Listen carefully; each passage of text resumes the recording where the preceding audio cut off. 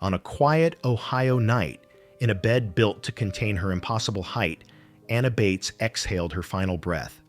Shadows gathered gently around the empty space beside her, echoing the sorrow of children she could not keep. Her story ends, yet something remains unanswered in the silent air tonight. Welcome to Midnight Biographies. Before we begin, share where you are listening from, so we may gather across time and place together. And remember to subscribe as our journey unfolds.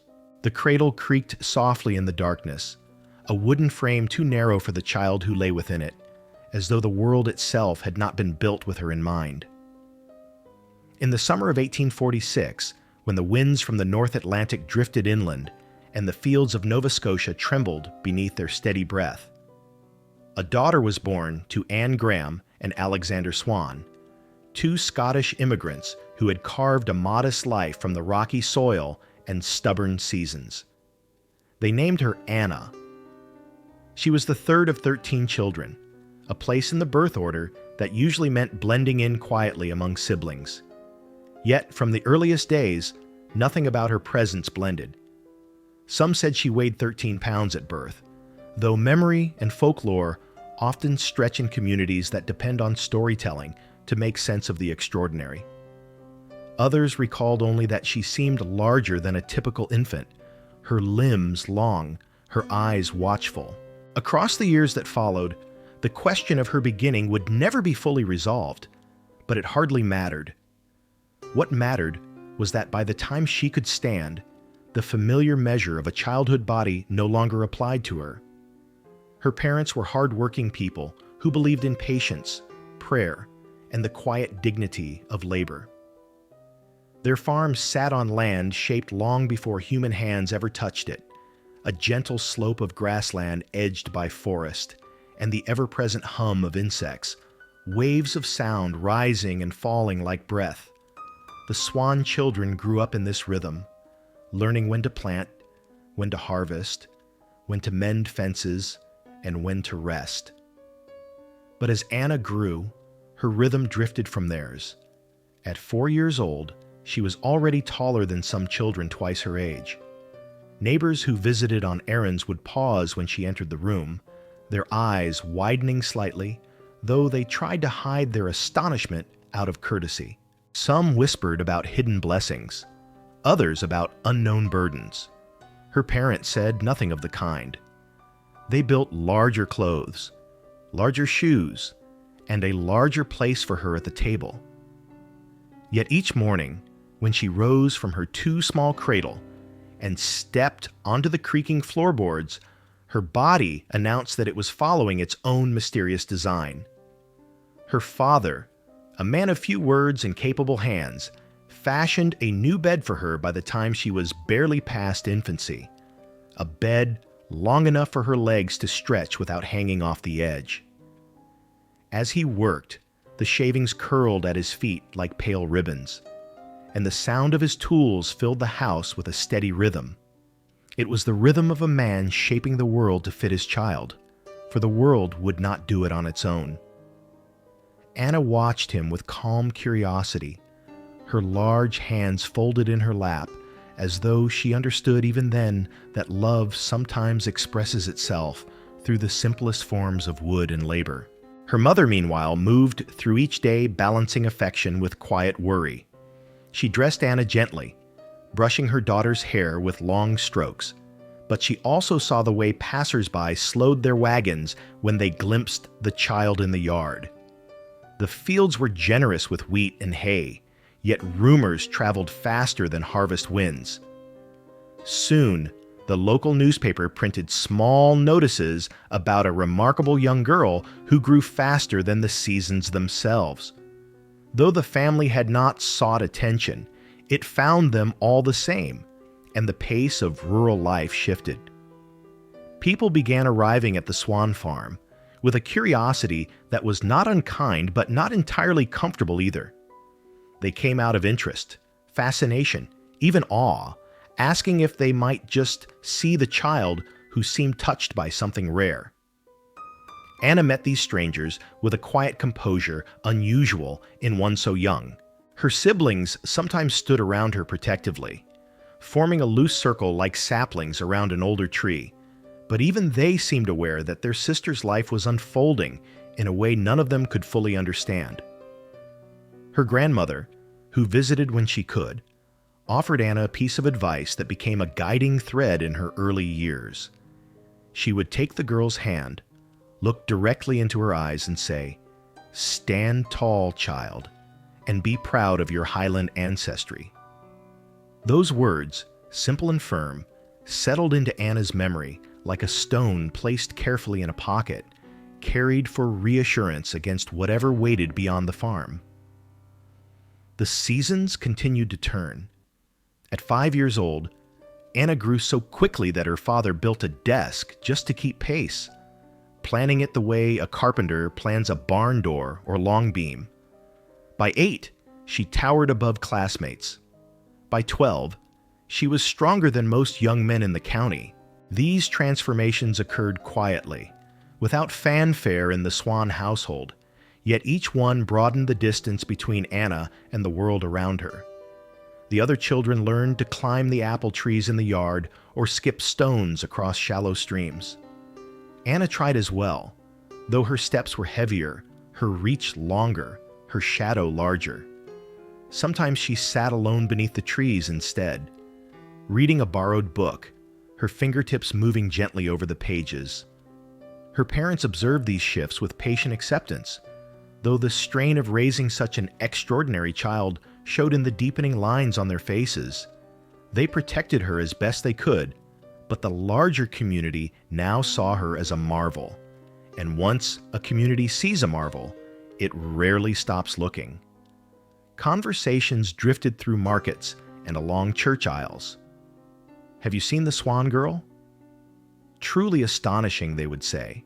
Some meant kindness, others mere curiosity, but all eyes seemed to settle on Anna whenever she entered a space too small for her body or too ordinary for her growing notoriety. The question of what her future might hold hovered constantly, even if unspoken. No one in her family knew what her rapid growth meant or where it would end. Doctors in the region had little understanding of such conditions, and in mid-19th century Nova Scotia, medical knowledge could only describe what they saw without explaining why. Theories circulated quietly, but they were no more substantial than mist rising from the harbor at dawn. What was clear, however, was that life would not simply unfold for Anna the way it did for her siblings. A different path, shaped by her stature, awaited her, and the family sensed it. Sometimes, in the stillness of evening, Anna stood on the farmhouse porch, looking out at fields tinted blue by dusk. The horizon stretched wide before her, and though she could not name it yet, something in her posture suggested she felt the pull of distances beyond her home. But she did not step toward them, not yet. She remained rooted to the boards beneath her feet, listening to the small sounds of night settling in, the whisper of grass, the soft cry of a night bird, the faint murmur of wind brushing past the window frames. And through all of this, the cradle that had once held her still rested in the attic, too small, too fragile, a relic of a life already outgrown. In its silence was a question that hovered over her childhood, one she could not answer, but could feel nonetheless, like a soft creak echoing across years yet to come. The faint creak of the long-abandoned cradle lingered in the air, as though the sound had slipped from the attic and settled into the quiet morning of Anna's 11th year. It was a memory of wood, strained by a body that had never been small, a reminder that childhood itself had never been scaled for her.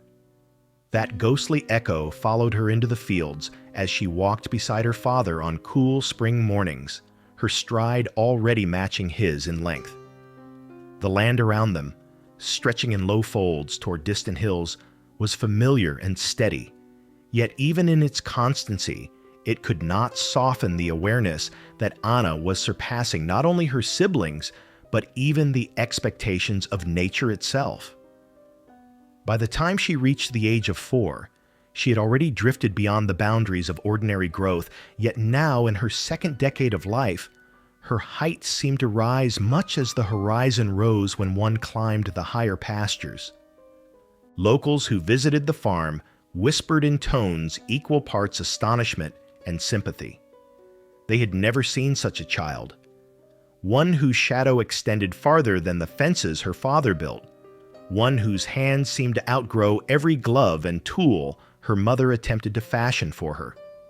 Though curiosity surrounded her, Anna's days remained rooted in the familiar rituals of a rural household. Her family relied on the steady rhythm of work, prayer, and the turning of seasons, and she joined in these patterns with a gentle willingness. She milked cows, gathered eggs, lifted buckets and tools her siblings struggled to carry, and tended to chores with a strength that surprised even the adults who watched her. Yet strength did not shield her from awareness. She understood the glances strangers gave her. She felt the hesitation in children who wanted to play yet did not know how to stand near her without staring upward. And she noticed the way her mother sometimes paused while sewing, her brow furrowed not from the effort of stitching, but from the worry of imagining what life beyond the swan farm might hold for a girl who could not pass unnoticed. As Anna continued to grow, the family adapted in small ways that spoke more deeply than words. Her father built a larger chair, and later, a desk wide enough for books she had begun collecting. She read anything she could find: stories of Scotland and its rugged landscape, tales of faraway cities, and even simple primers meant for children much younger than herself. Reading allowed her to slip into worlds where her appearance did not precede her. In the pages she explored, no one paused to measure her. No one asked questions before offering kindness. Books became quiet companions at an age when companions of her own age grew increasingly hesitant. Yet the world was not content to let her remain a private wonder. Nearly everyone in the region had heard some version of a tale about the Swan Girl, and by the time Anna was entering her early teens, local fairs and gatherings began to request her presence. They offered modest sums for the family to bring her to these events, not out of malice, but from the simple fact that mid-19th century communities found wonder wherever it appeared, whether in an unusual animal, a remarkably tall man, or an extraordinary child. Her parents resisted at first, wishing to protect her from unnecessary eyes, but the farm demanded constant resources, and larger clothing for Anna required more fabric and more coin than their usual budgets allowed. Reluctantly, they began to accept such invitations. The first time Annie appeared at a fair, she wore a dress her mother had sewn with meticulous care, pressing each seam as though stitching dignity into the fabric. Anna stood quietly beside her parents as people approached. Some smiled warmly and greeted her as they would any young person. Others leaned forward with a curiosity they could not disguise. A few children hid behind their mothers' skirts, peeking with wide, uncertain eyes. Anna remained composed, answering simple questions in her soft voice, her words steady and polite. If she felt discomfort, she did not show it, though later that night, as the family walked home under a sky of scattered stars, she spoke little. These appearances gradually became more regular. Her father insisted on accompanying her at all times, standing near her with a protective presence that discouraged anything unkind. Her mother brought small tasks for Anna to occupy herself during quiet moments, knitting, sketching, or reading, so she would not stand idle like a spectacle. Still, even with their care, the family was aware that each outing chipped away at the private cocoon they had tried to build around their daughter's young life. Yet Anna herself adapted with a quiet maturity. She learned to answer the same questions repeatedly without impatience. How tall are you now? Do you feel pain as you grow? Can you reach the beams of the barn without climbing? She responded gently, aware that most people meant no harm, only wonder. In time, she even found small pleasure in these outings, for they gave her glimpses of a world beyond the farm. Travelers selling wares, musicians playing fiddles, storytellers weaving tales with sweeping gestures. While her own presence drew attention, she noticed that others on the fringes, those who were deaf, those with injuries, those who lived in poverty, also received curious glances. Sometimes she wondered whether everyone carried some visible or invisible difference, some mark that set them apart in the eyes of strangers. In these moments of reflection, childhood loosened its hold on her. She felt older than her years, not only because of her towering height, but because she sensed that life would not follow the gentle paths of her siblings. Her dreams began to take shape quietly. She imagined teaching one day, not only reading from books, but helping children understand the world through patience and kindness. She believed she might offer something unique, something steady. Her grandmother's words, "Stand tall and be proud," echoed softly whenever she thought of her future. But even dreams have weight. And as Anna continued to grow, the limitations of her surroundings became more pronounced.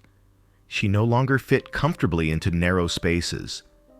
Doorways required a slight bend of her neck. Chairs groaned under her lengthening frame. Her height seemed like a tide that rose unpredictably, and each month brought some new reminder that she was moving beyond the boundaries of ordinary life. The family could not ignore the truth. Anna's story was already unfolding in a direction none of them had anticipated. They felt both pride and apprehension. And so, as the cradle in the attic fell silent beneath its layer of dust, the world outside grew louder, more insistent, more curious.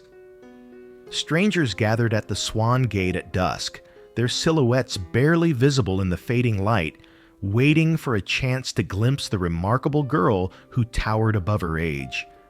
It was a sign of what was coming, a sign the family could not yet name. Their presence lingered even as night settled across the fields, their outlines motionless in the dimming sky, like unasked questions waiting to be answered. The silhouettes remained at the gate long after dusk, their outlines barely distinguishable from the deepening blue of evening. They lingered there, as though waiting for something more than a glimpse, as though the quiet farm itself might answer the questions they carried but dared not speak aloud. That faint, persistent presence settled into Anna's awareness, following her even after the visitors drifted away. When she closed her eyes at night, she could still sense them standing beyond the fence, a small congregation of curiosity and wonder gathered at the edge of her family's world.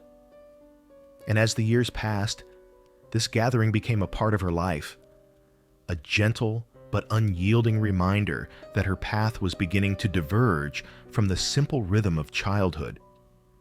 Her family felt the change as well. They had spent so long shaping their days around the land, tending fields, mending fences, preparing food for the coming winter, that they had not expected the outside world to take such an interest in any of them, especially not their quiet, thoughtful daughter. Yet the visitors kept arriving. Some brought small gifts, others asked questions. A few left coins, perhaps out of gratitude, perhaps out of fascination. The Swans did not encourage these stays, but they did not turn people away either, for hospitality was woven deeply into the fabric of their community. Still, each visit served as a gentle pressure, slowly guiding the family toward a decision none of them had imagined making. By the time Anna reached her early teens, she had grown so tall that the family could hardly ignore the financial cost of meeting her needs. Her shoes required more leather, her clothing more cloth, her daily meals more nourishment. The Swans were not impoverished, but they lived close to the limits of what their land could provide. And so, when fair organizers began offering payment for Anna to appear at local exhibitions, the family hesitated. They weighed pride against practicality, dignity against necessity. The thought of their daughter being treated as a curiosity troubled them deeply. Yet they also saw the rising costs of her rapid growth, and they knew that refusing every offer might eventually leave them unable to provide what she required simply to live comfortably. The first time they agreed to take Anna to a larger fair, the morning was cool and fog settled low across the fields. Anna walked beside her father, her tall figure emerging from the mist like a slow-moving ship from a distant shore. She remained composed, knowing her parents were doing what they believed best for the family. When they reached the fairgrounds, she stood quietly, observing the swirl of activity around her, the shouts of merchants, the laughter of children, the clatter of wooden wheels. These sounds blended into a single rushing current that made her feel both larger and smaller at once. As people approached, she answered their questions politely, not out of obligation, but out of an instinctive desire to meet curiosity with kindness rather than fear. Her mother stayed near her the entire time, occasionally resting a gentle hand on Anna's arm as though to anchor her in place. Her father watched from just behind, ensuring that no one crossed the boundary between admiration and intrusion. And though the day was long, Anna carried herself with grace. When a child asked her if she could touch the beams of the tent, she simply smiled and showed her how close she came. When an elderly woman told her she must be blessed by nature, Anna bowed her head slightly, unsure of how blessings were usually measured. She did not feel blessed or cursed. She simply felt herself, a girl whose body had chosen a path she did not fully understand. As the months passed, the family accepted a handful of similar invitations, though they chose each one carefully. They refused any offer that felt exploitative or cruel, preferring community gatherings to places where human differences were displayed as entertainment without dignity. Yet even within these boundaries, Anna's presence drew crowds. People returned home speaking of her with awe, describing her not only as remarkably tall, but as gentle, intelligent, and soft-spoken. Her reputation spread, and with it came more offers, some from beyond the neighboring towns, others from traveling exhibitions that moved across the provinces in search of unusual performers. Through all this, Anna's own inner world continued to expand in quiet ways. She spent more time reading. She began sketching the landscapes around her, drawing trees with branches that reached as widely as her own arms. Sometimes she sketched her siblings from memory, capturing the small gestures that made each one distinct. These sketches revealed something deep about her, an awareness of moments that might otherwise pass unnoticed, an ability to find stillness in a life increasingly shadowed by movement and attention. Yet not all moments were peaceful. There were times when the visitors unsettled her, not because of their words, but because of the way they stared without knowing how to soften their gaze. Even children, who often acted without hesitation, sometimes paused mid-step when they saw Anna approaching. Once, a young boy asked her if she was a creature from a story, his voice trembling with uncertainty. She knelt down, though even kneeling, she remained tall, and assured him that she was simply a girl. The boy nodded, though his eyes remained wide. After he left, Anna sat quietly for a long while, her hands resting in her lap, her thoughts drifting like the clouds above the fields. Her grandmother's words continued to guide her. Stand tall and be proud. Yet pride was not always easy to hold. The world around her shifted rapidly, and each season seemed to reveal a new distance between her and the life she had once known. She began to feel a quiet longing for something she could not yet name, a desire to shape her own path beyond the expectations forming around her. One afternoon, as summer faded and the sun cast long shadows across the grass, her father led her to the barn and spoke gently about the choices ahead. He explained that the family needed extra income to support her, to build the clothing, furniture, and daily comforts her growing body required.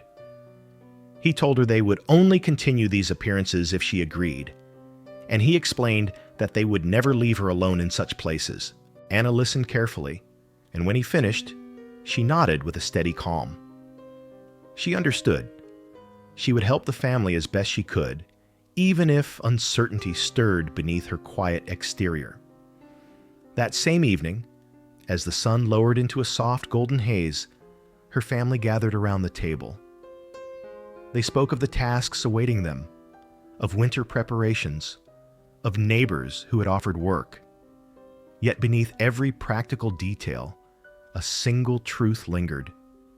Their daughter would soon step beyond the boundaries of the farm more often, carrying with her not only her height, but the quiet resilience that had shaped her since birth. Outside, a lantern swung beside the barn door, its flame flickering against the encroaching darkness. It cast long shadows across the yard, stretching and bending like figures in a restless dream. And as the wind shifted, the lantern swayed once more, its gentle arc carving a fragile path through the night as though lighting the way toward journeys still unknown. The lantern outside the barn swayed again in the evening wind, its glow rising and falling as though breathing with the land itself. That gentle light became a companion to Anna in the months that followed, marking the moments between her childhood and the widening path ahead. Each time it flickered, each time it cast fleeting shadows across the yard, it seemed to signal that change was moving toward her, steady and unavoidable.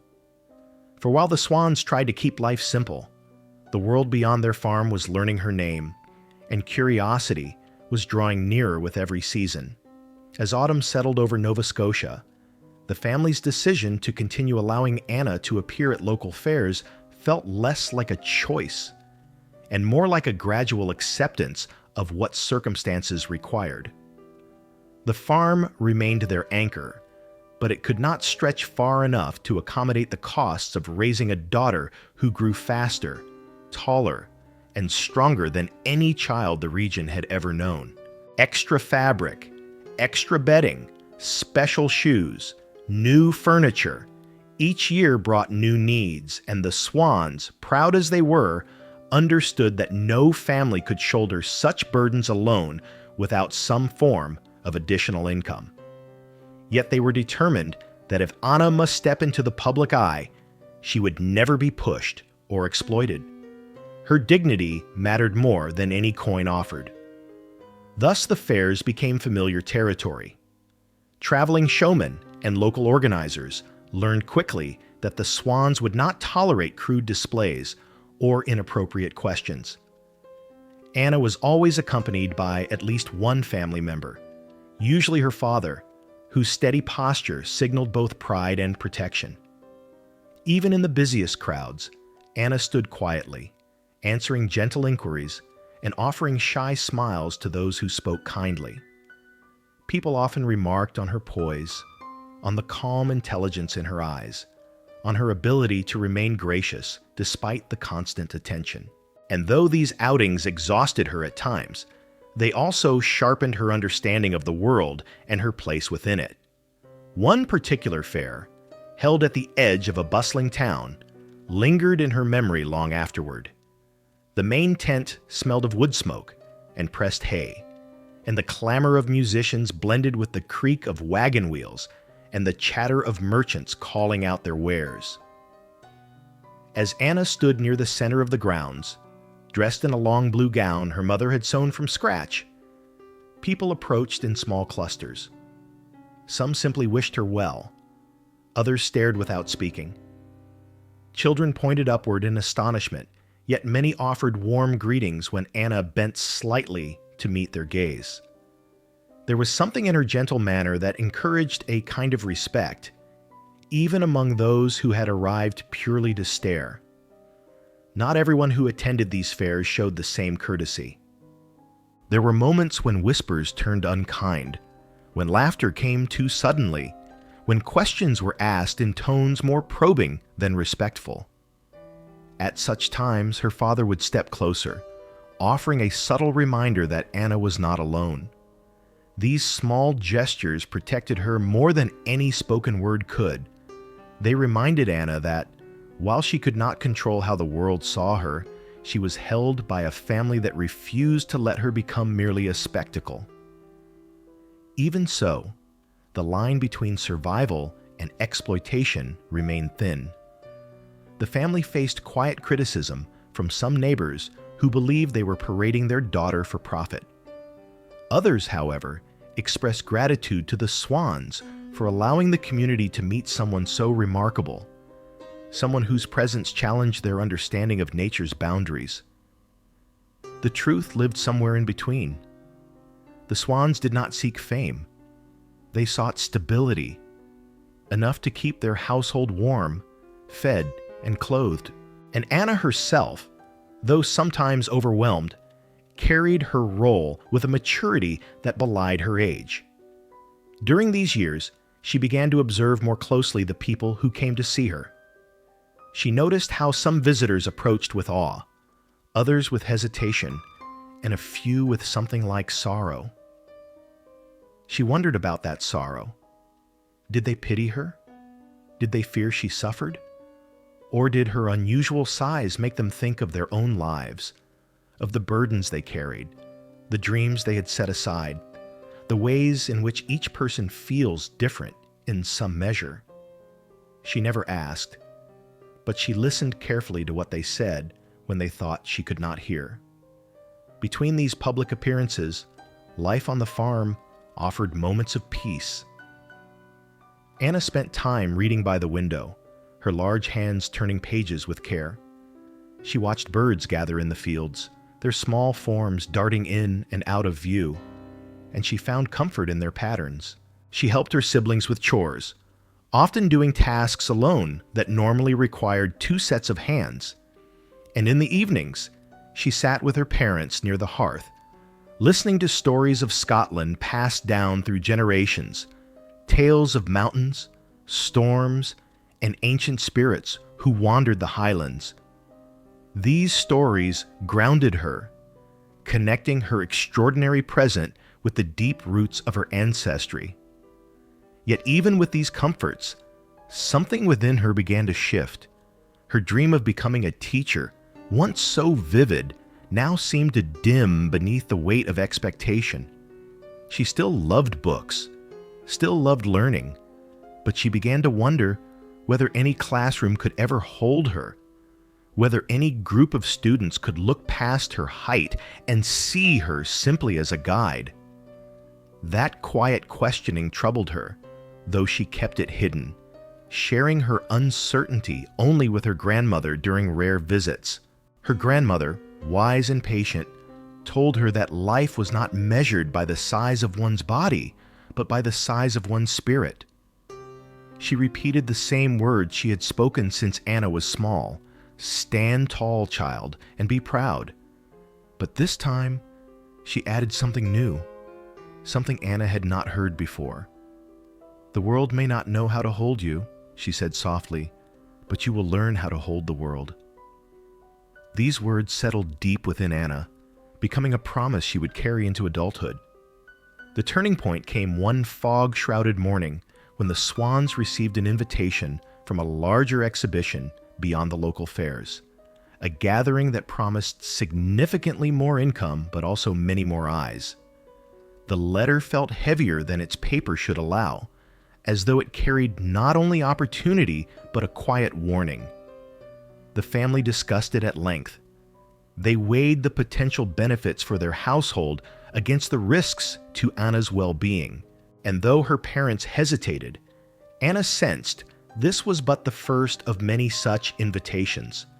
She listened, thought carefully, and finally agreed to attend, but only if her parents accompanied her. She would not step into the wider world alone. That night, as the family prepared for travel, The lantern beside the barn swayed once more, its flame bending and stretching with the wind. Anna watched it from the doorway, her tall silhouette framed against the dimming sky. The motion of the lantern, slow and steady, seemed to guide her gaze toward the unknown roads awaiting her. And as she turned away to pack her few belongings, she could still see that soft light flickering behind her, a reminder that home would remain steady even as the world beyond grew larger. By dawn, the lantern had gone still. Its quiet glow lingered on the edge of memory like a promise, and like a question that hovered just out of reach.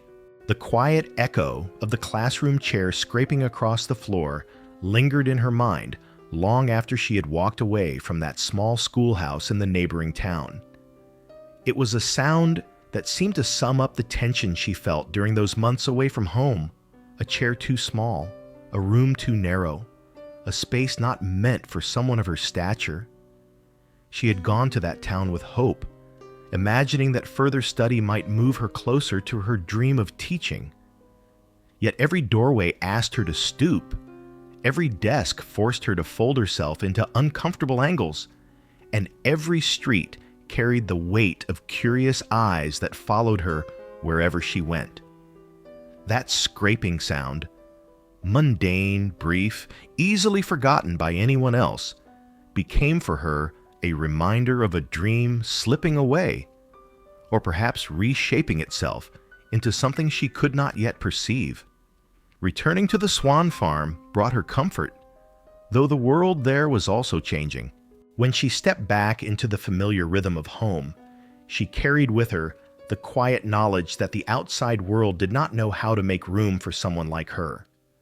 She had learned this not through unkindness alone, but through the endless practicalities that define daily life. The narrow benches, the small beds, the startled looks from strangers who did not know whether to smile or stare. Yet even with this weight, Anna did not give in to bitterness. Instead, she began to sense that her path would be different, shaped neither by the expectations she once had, nor by the judgments of others, but by opportunities still unseen. It was during this period of reflection that a distant possibility drifted toward the Swan family, carried by the same currents of rumor and curiosity that had once brought visitors to their gate. Word spread that a well-known exhibition house in the United States, one that prided itself on presenting unusual talents and rare individuals, had heard about the remarkable girl from Nova Scotia. Letters soon followed, written in formal, practiced handwriting, inviting Anna to join the American Museum in New York City. The invitation promised the education, a chaperone, steady income, and perhaps most importantly, autonomy. But the family hesitated. They had spent years ensuring that Anna was never used unkindly, never placed in situations that stripped her of dignity. The thought of sending her to a crowded institution far from home filled them with apprehension.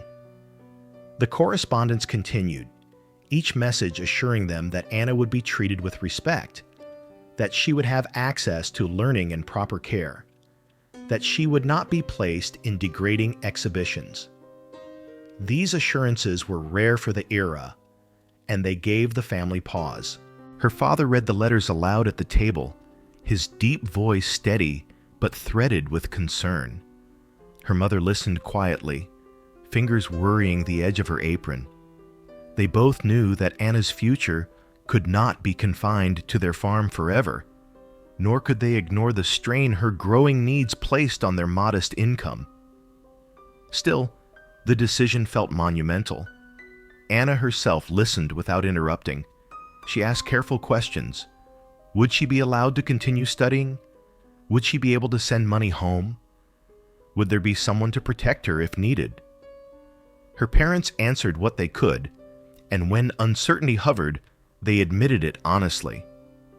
Ultimately, it was Anna who suggested they consider the offer more deeply. She did not frame it as an escape or an ambition, but as an opportunity to grow, intellectually, emotionally, and in understanding of the wider world. She wanted stability for her parents, relief from their financial worries, and a chance to discover who she might become beyond the limits of their small community. After much deliberation, prayer, and discussion with neighbors and extended family, the Swans agreed. Arrangements were made. A chaperone would accompany her full-time in New York. The museum would provide structured learning, including music lessons and classes, and the contract would include a clause allowing Anna to retain control over her own image, an unusual provision for the time. When the final letter arrived confirming these details, Anna felt a mixture of anticipation and solemnity. She understood that her life was taking a direction that none of them could yet envision fully. The day she left Nova Scotia, the sky hung low with clouds, and the fields shimmered faintly in the morning dew. Her siblings gathered around her, offering shy embraces. Her mother pressed a small bundle into her hands, a necklace that had belonged to Anna's grandmother, a simple token of protection. Her father, who had always been a man of few words, placed one hand on her shoulder and told her that wherever she went, she remained his daughter, rooted in the land that had raised her. Anna held back tears, knowing that her journey, though promising, was also a kind of farewell to the world that had shaped her first 16 years. Traveling to the United States was an experience unlike anything she had known. The roads were louder, the towns larger, the faces more varied. People stared at her openly, yet their expressions carried less shock than simple fascination. She tried to concentrate on her surroundings, noting the size of buildings, the unfamiliar accents, the smell of the harbor as she neared New York City. When she first saw the museum, a towering structure buzzing with voices, lights, and motion, she felt a tremor of uncertainty. But she also felt something else, the distant spark of possibility. Life inside the museum unfolded gradually. She was given a private room with a bed long enough for her height. She was introduced to tutors who taught her piano, singing, and literature. She learned to perform short pieces on stage, often portraying historical or fictional characters whose strength or dignity matched her own. She met other performers, some with unusual physical conditions, others with rare talents or compelling stories. They formed a small community of individuals who understood what it meant to live outside the expectations of ordinary life. Among them, Anna found acceptance and companionship that eased the loneliness she had felt during her brief months studying away from home. What surprised her most was the audience's response. Many who attended her presentations were curious, yes, but they also listened to her carefully, asked thoughtful questions, and treated her with a respect she had not always encountered elsewhere. She spoke to them about her upbringing, her reading, her interests, and her hopes. In these exchanges, she discovered that her voice carried weight, not because of her size, but because of her sincerity. This realization softened something inside her that had long been taut with uncertainty. Yet in the midst of this new life, its learning, its opportunities, its expanded horizons, there were nights when she lay awake in her long museum bed, hearing distant footsteps echo through the halls. On those nights, she would close her eyes and think of home, of the lantern that swayed softly in the Nova Scotia wind, illuminating the farmyard in small, trembling arcs. That lantern had once guided her steps into the unknown, and now its memory returned like a quiet reminder that even in unfamiliar places, she carried pieces of her past with her. The museum, with all its wonders, was not without risks. Its halls were filled with curiosities, flammable materials, and bright displays meant to draw crowds. On certain nights, the smell of kerosene drifted through the stairwells. In corners, the hum of lantern flames flickered against painted walls. And though Anna did not know it yet, The instability hidden within these walls would soon erupt into an event that would change her life, sweeping her into danger and revealing yet another unexpected strength within her. For now, she simply listened to the footsteps, the lamps, the wooden banisters settling in the dark, unaware that somewhere below, a faint crackle had already begun.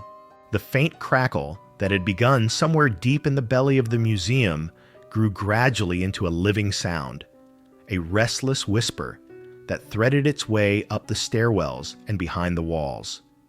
At first, it was barely noticeable, little more than the shifting breath of the building settling for the night. But as the hours passed, it sharpened, brightened, and gathered strength until the crackle became a glow, and the glow became a warning. By the time Anna awoke, the smell of smoke had already begun to press itself into the edges of her awareness, carrying with it a sense of danger that felt both immediate and strangely distant, as though the world were moving more quickly than her thoughts could follow. She sat up in her narrow bed, narrow not by ordinary standards, but by the generous craftsman's measurements that barely contained her long frame. Her room, dimly lit by the lantern she kept beside the dresser, seemed unchanged at first glance. Yet the air tasted different. It carried a dry heat, faint but unmistakable. Somewhere beyond her door, hurried footsteps echoed, followed by a sharp voice calling instructions she could not make out. She swung her legs over the side of the bed and rose, the floorboards shifting softly beneath her weight.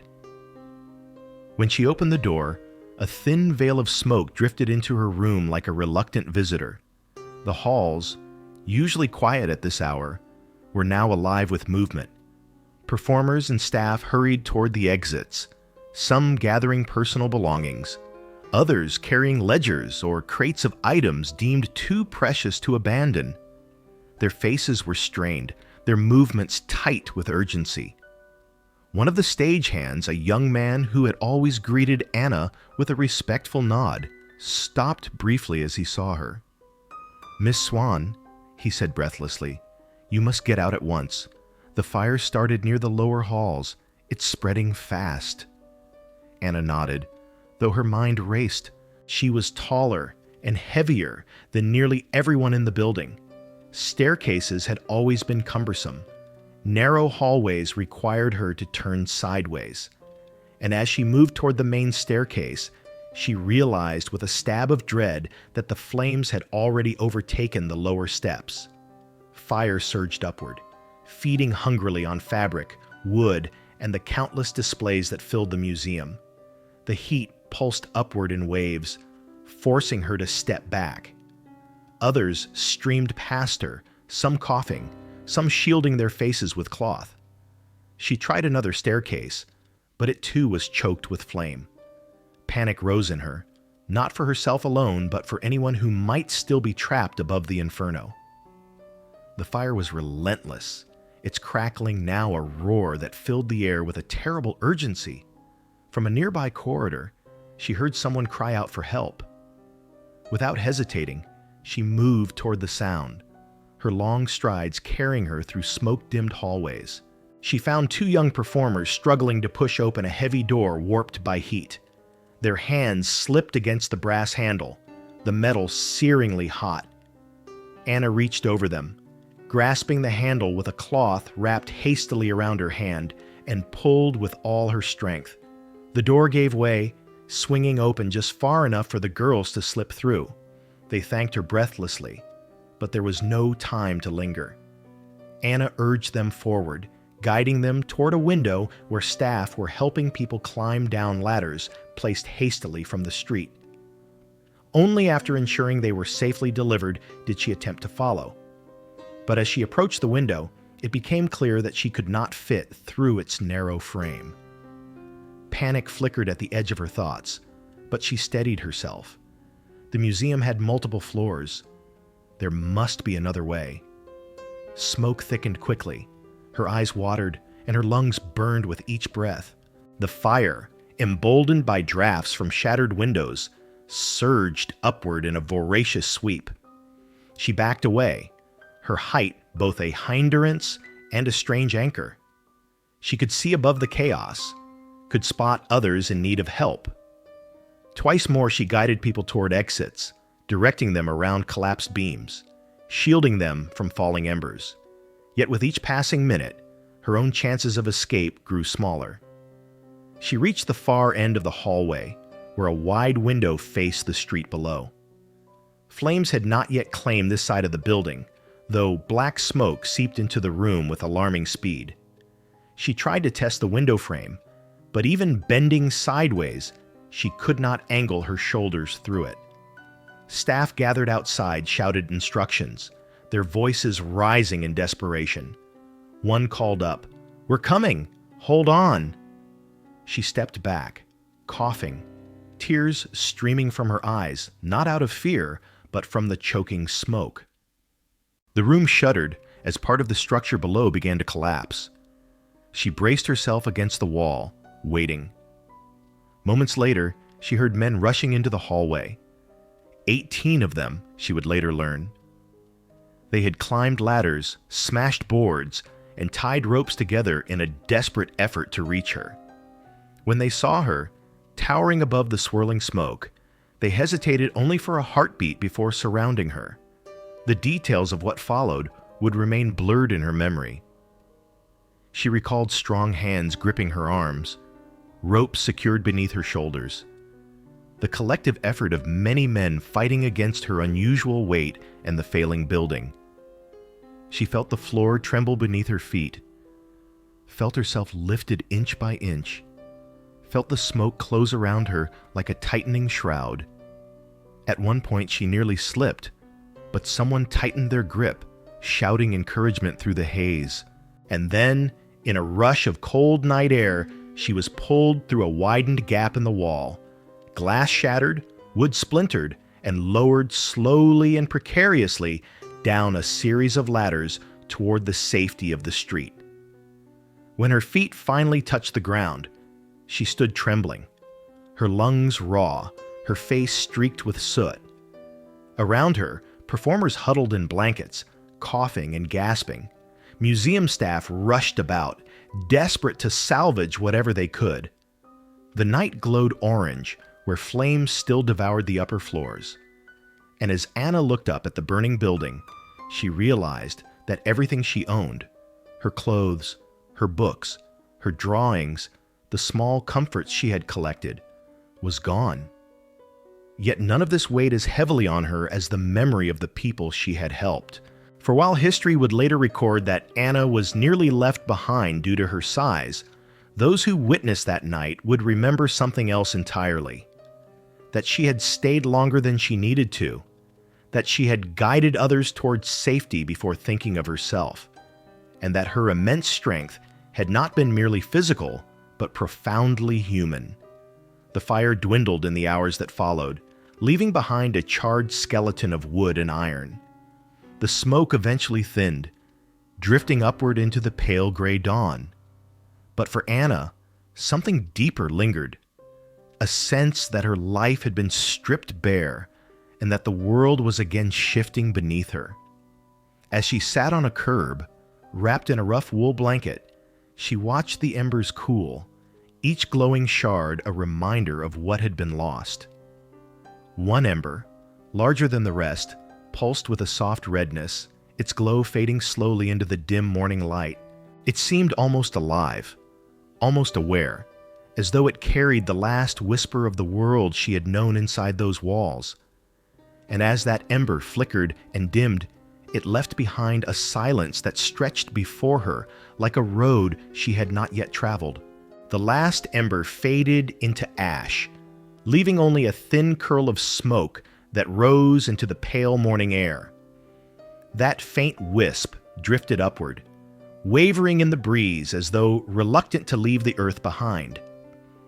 It was the final remnant of the world Anna had inhabited within the walls of the museum, a world of learning, companionship, and careful hope. As she watched it disappear, something inside her shifted. Loss had a way of reshaping one's inner landscape. and in the quiet that followed the fire, she felt the beginning of a new, uncharted path forming beneath her feet. In the weeks that followed, the performers and staff scattered, some seeking new opportunities, others returning home to places they had left behind in pursuit of a dream. Anna herself could have returned to Nova Scotia, and her family certainly would have welcomed her with open arms. Yet she found herself hesitating, not out of reluctance to return home, but from an awareness that home, as she had known it, no longer felt like her only world.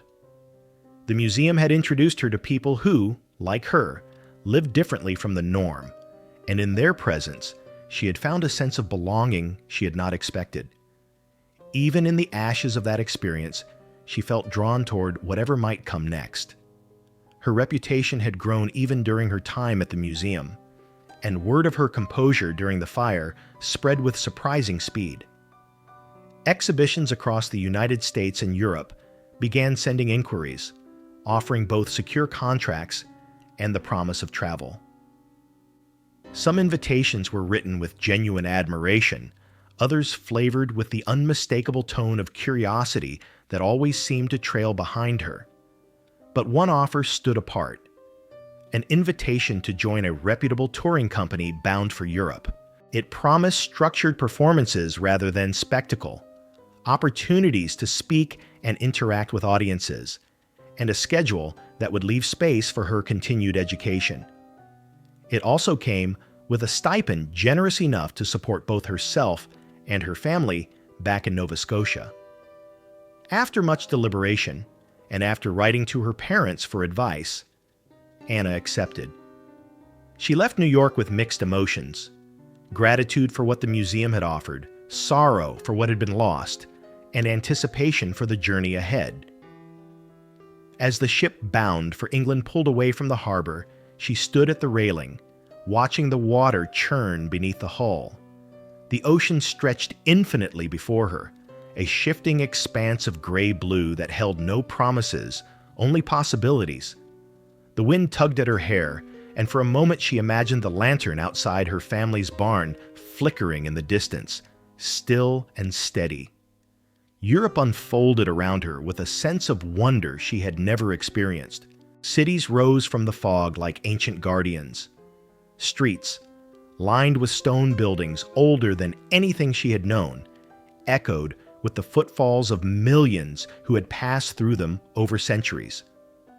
Markets bustled with languages she did not recognize, and towers stretched skyward with the same quiet determination she felt in her own bones. The touring company treated her with dignity, honoring her preferences, giving her room to rest, and allowing her to shape her presentations in ways that felt true to her. She performed in theaters, illuminated by warm gaslight, standing before audiences who listened with a respect that surprised her. She spoke of her childhood in Nova Scotia, of her family's farm, of the challenges and joys of living in a body that defied expectations. At times she showcased her musical training, performing short pieces on the piano or singing softly for the crowd. People approached her afterward with kindness, asking questions not about her size alone, but about her life, her interests, her thoughts on the world. One evening, after a well-attended presentation in London, a messenger delivered an unexpected note. It bore the royal seal. Anna unfolded it with careful fingers, hardly believing her eyes as she read the words. Queen Victoria herself had heard of Anna's presence in the city and wished to meet her. The idea seemed almost unreal, and yet the next morning, she found herself seated in a carriage bound for Buckingham Palace. She entered the palace grounds with a mixture of humility and quiet awe. The grandeur of the place did not intimidate her. It intrigued her. She walked past marble statues, tall windows, and gilded frames, her steps soft on the ornate floors. When she was ushered into a private sitting room, she found the Queen waiting. Small in stature, but commanding in presence, her mourning clothes still echoing the grief she carried for her late husband. Their meeting was gentle, surprisingly so. Queen Victoria greeted her warmly, expressing curiosity not about her size but about her travels, her upbringing, and her experiences on stage. Anna answered with care, grateful for the Queen's measured tone and thoughtful questions. There was something in the Queen's gaze, a depth, a heaviness, that suggested she understood what it meant to carry burdens invisible to most. They spoke for nearly an hour, the conversation drifting easily, marked by pauses that felt natural rather than strained. When Anna rose to leave, the Queen reached out and took her hand. "The world sees you for your height," she said softly, "but it seems to me that your true stature lies elsewhere." It was a simple statement, yet it lingered in Anna's mind for years afterward. Word of this meeting spread quietly but surely. The touring company received more invitations. Audiences grew. Anna was introduced to other members of the royal family and to prominent figures across Europe who wished to meet the extraordinary young woman whose presence was described not merely as impressive, but as dignified, even graceful. She maintained friendships with fellow performers, many of whom understood the peculiar challenges of a life lived in the public eye. Together they formed a kind of traveling community, bound not by sameness, but by shared understanding. Amid these travels, Anna sometimes felt a stirring of homesickness. She missed the wide fields of Nova Scotia, the soft sound of her mother preparing tea, the steady strength of her father's footsteps on the porch. She missed the smell of hay and the laughter of her siblings. Yet she also understood that she was no longer the girl who had stood beneath the swaying lantern. Something in her had expanded alongside the world she was discovering. And though she had not chosen the life that followed her height, she was determined to shape it into something meaningful. Her time in Europe also revealed something unexpected. Admiration from afar could blossom into something deeper. Strangers wrote her letters, some expressing respect, others speaking clumsily of affection, still others offering proposals of marriage. She read these letters quietly, aware that many were drawn not to her soul, but to her uniqueness. Though she did not begrudge them their curiosity, she knew that she sought something more than admiration. She sought sincerity. As her tour continued, Anna stood one late afternoon at the edge of a bustling square, watching the fog roll in with the slow, steady elegance of a tide. The bells of a nearby church tolled softly, their sound muffled by the thickening mist. She listened, her breath visible in the cool air, sensing that her journey, remarkable as it had been, was far from complete. And as the bells faded into the fog, another sound rose quietly in the distance, one that would one day shape her life in ways she could not yet imagine. A single, steady heartbeat-like rhythm, footsteps approaching, deliberate and heavy, echoed from somewhere beyond the curtain of mist. The steady, heartbeat-like rhythm of footsteps emerging from the fog lingered in Anna's mind long after the sound itself dissolved into the crowded square. She had grown used to footsteps, some hurried, some hesitant, some stopping altogether as their owners gathered the courage to look up at her. But these steps felt different. They carried weight, confidence, and an almost familiar resonance, as though the ground recognized them. She turned slightly, expecting to see another curious visitor or a fellow performer. Instead, through the thinning veil of mist, she saw a silhouette rising, taller, broader, unmistakably unusual. The figure that emerged seemed almost carved from the same air she breathed. A man, towering nearly as high as she did, his shoulders wide beneath a tailored coat, his hair brushed into a dignified sweep that did little to soften the impression of formidable strength he carried with him. He moved with surprising grace for someone of such magnitude, each step deliberate but unforced. People in the square slowed their pace as he passed, some stopping entirely, their faces shifting from surprise to wonder. It was a familiar transformation, one Anna had witnessed often. But for once, she was not the one eliciting it. When he reached her, he removed his hat with a small, respectful bow. "Miss Swan," he said, his voice deep and warm, "I have hoped for some time that our paths might cross." She looked at him with a mixture of curiosity and recognition. "You know my name," she replied quietly. He smiled. "It seems many do these days, but I have heard of you not only because of your height. I have heard of your kindness, your composure during the fire, and your grace in handling the public's fascination." His words were sincere, not embellished, not delivered in the theatrical tone she had grown used to in exhibition halls. They felt steady, grounded. "My name is Martin Van Buren Bates," he continued. "I too have traveled in exhibitions, and I too have learned how small the world can feel when one stands taller than most." She had heard of him. Rumors passed quietly among performers and showmen. The Kentucky Giant, some called him. A man of unusual size, formidable strength, and surprising gentleness. His reputation had drifted through her life like a distant echo, never quite reaching her directly until this moment. They stood together in the square, two silhouettes rising above the crowd, though neither seemed to consider this a spectacle. Instead, they spoke softly, discussing their travels, their work, their families. Martin told her of his upbringing in Letcher County, of his early years as a schoolteacher, of the Civil War that had reshaped his life. She shared stories of her childhood in Nova Scotia, of the farm, the lantern, the classroom that had been too small to hold her dreams. As they talked, the fog around them lifted gradually, revealing the full expanse of the square and the curious onlookers who now watched from a distance. Some whispered, others pointed, but Anna and Martin remained undisturbed. For the first time in her life, Anna did not feel the instinctive loneliness that accompanied being the only one of her kind in a room. Standing beside Martin was like standing beside a tall tree after years of being the only one reaching toward the sky. Their conversation continued as the day wore on.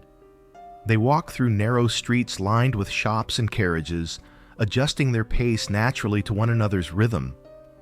Martin spoke with calm assurance, yet he listened with genuine interest whenever Anna shared her thoughts. She found herself speaking more freely than she usually did. His presence carried a quiet understanding she had rarely encountered. That evening, as the touring company gathered at their lodging, Anna found herself replaying the afternoon in her mind. She had met many people in her travels. Performers, nobles, scholars, curious visitors, but none had stood before her as an equal in both stature and spirit. Something within her stirred gently, not a sudden transformation, but the faint warmth of recognition, as though a long-hidden note in her life had finally been struck. Martin called on her again during the following days, each time with the same respectful greeting, the same quiet attentiveness. They walked through parks, visited exhibitions, spoke of their families, and the unexpected paths their lives had taken. Anna, who had always carried herself with careful composure, felt her reserve soften in his presence. She laughed more freely. She listened more deeply. Their conversations moved easily from practical matters to reflections on their shared experiences of standing in a world not made for their measurements. The public, of course, noticed. Wherever they went, people stared in astonishment at the towering pair. Newspaper sketches appeared, recounting their meetings with a mix of fascination and mild exaggeration. Some write-ups imagined romance in their early interactions, though Anna and Martin treated these rumors with gentle amusement. Yet the possibility lingered quietly between them. Not a spectacle, not a performance, but something genuine. One evening, after attending a musical performance together, they paused outside the theater. Gas lamps flickered along the street, casting halos of warm light around them. The notes of the final song still echoed faintly in the cool night air. "It is strange," Martin said after a moment. "I have traveled so far, met so many people, and yet I have rarely felt truly seen." Anna looked at him. "I understand," she said softly. He turned toward her, his expression open, steady. "In you, Miss Swan, I find someone who understands the weight and the gift of standing apart. Not above, but apart. And I find myself grateful." The words settled between them, quiet but unmistakable.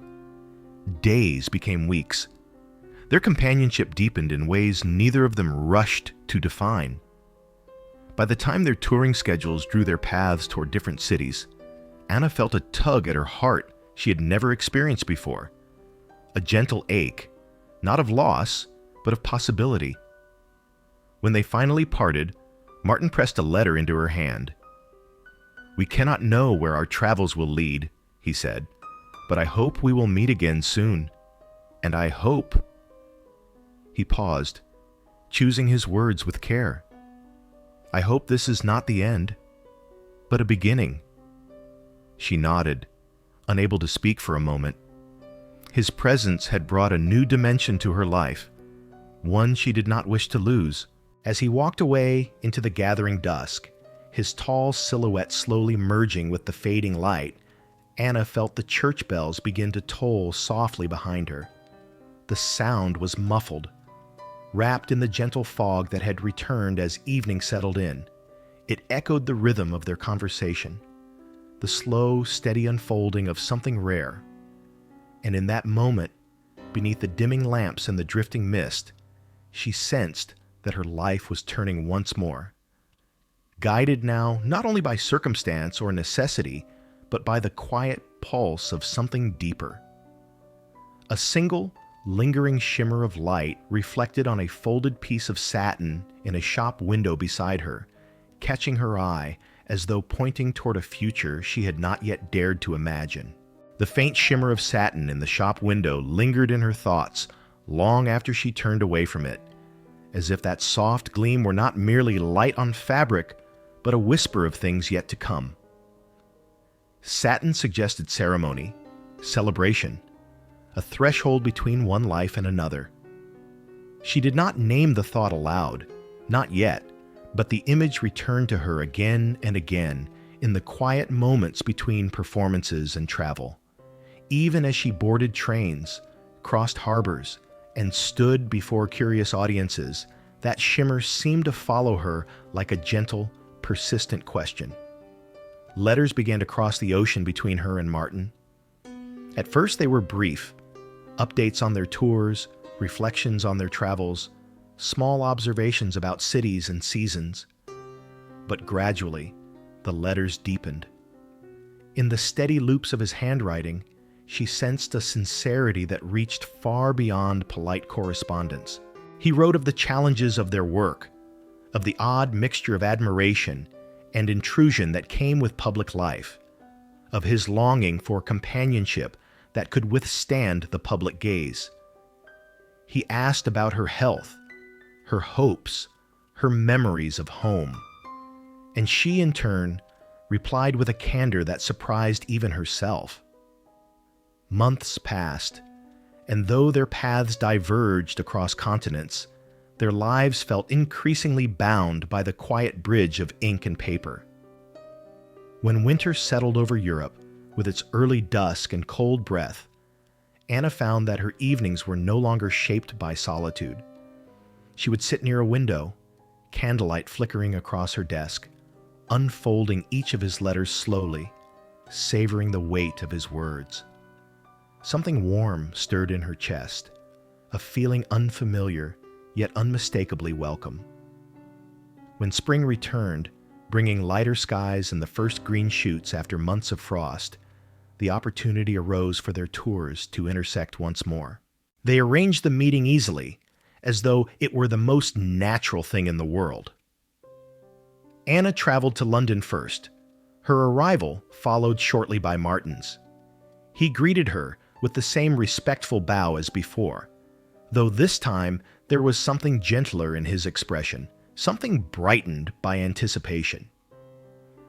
They walked together along the Thames that afternoon, the river swollen with spring melt, glinting beneath a hazy sun. London bustled around them, street vendors shouting their wares, children darting through narrow lanes, the rumble of carriage wheels clattering over cobblestone.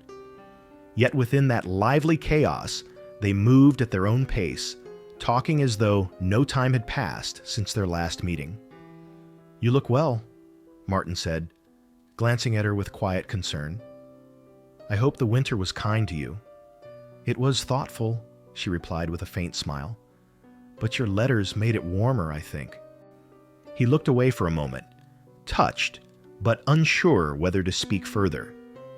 His restraint made her fondness for him deepen. She admired his gentleness, his unwillingness to presume, his awareness that their lives, magnified by public fascination, required careful steps. In the days that followed, they visited museums, theaters, and quiet gardens tucked between busy streets. They shared meals, shared laughter, shared small silences that did not feel awkward, but instead settled over them like a soft cloak. Anna felt lighter in his presence, as though the world's gaze, usually heavy on her shoulders, had thinned. Public attention, however, remained inevitable. Crowds formed wherever they walked, drawn not by spectacle alone, but by the striking harmony of their presence. Two giants, each remarkable on their own, yet even more extraordinary together. Journalists wrote short columns about them. Shopkeepers stood at their doors to watch them pass. Children tugged at their mothers' sleeves, pointing in awe. But for once, Anna did not feel isolated beneath the weight of these eyes. With Martin beside her, she felt accompanied, balanced, whole. One afternoon, while strolling past a row of elegant storefronts, they paused near a bridal boutique. The very window where the shimmer of satin had once caught her eye now displayed a new gown, delicate, luminous, cascading in soft folds. Without meaning to, Anna slowed her pace. Her gaze lingered on the gown's train, its embroidery, its quiet promise. Martin followed her glance. For a moment, neither spoke. Then, with a gentle reverence, he asked, "Have you ever wondered what your future might hold, Anna? Beyond the stages and the exhibitions?" She kept her eyes on the gown. "I have," she admitted softly, "though I never dared to imagine companionship on equal ground." When she turned to him, she saw in his eyes the reflection of her own unspoken hope. "I have wondered every day since we met," he said, his voice low, steady. "And I believe the world may be wide enough for us together." The words, simple as they were, ignited a warmth within her that reached all the places where loneliness had once settled. It was not a declaration born of impulse, nor a gesture shaped by public fascination. It was the quiet truth of two people who had lived their entire lives in bodies that set them apart from others, and who, at last, had found someone who understood the rare balance of wonder and difficulty that came with such a life. Their courtship unfolded gently. They wrote more letters, arranged more meetings, and spoke openly about the possibility of a shared future. Their families exchanged correspondence as well.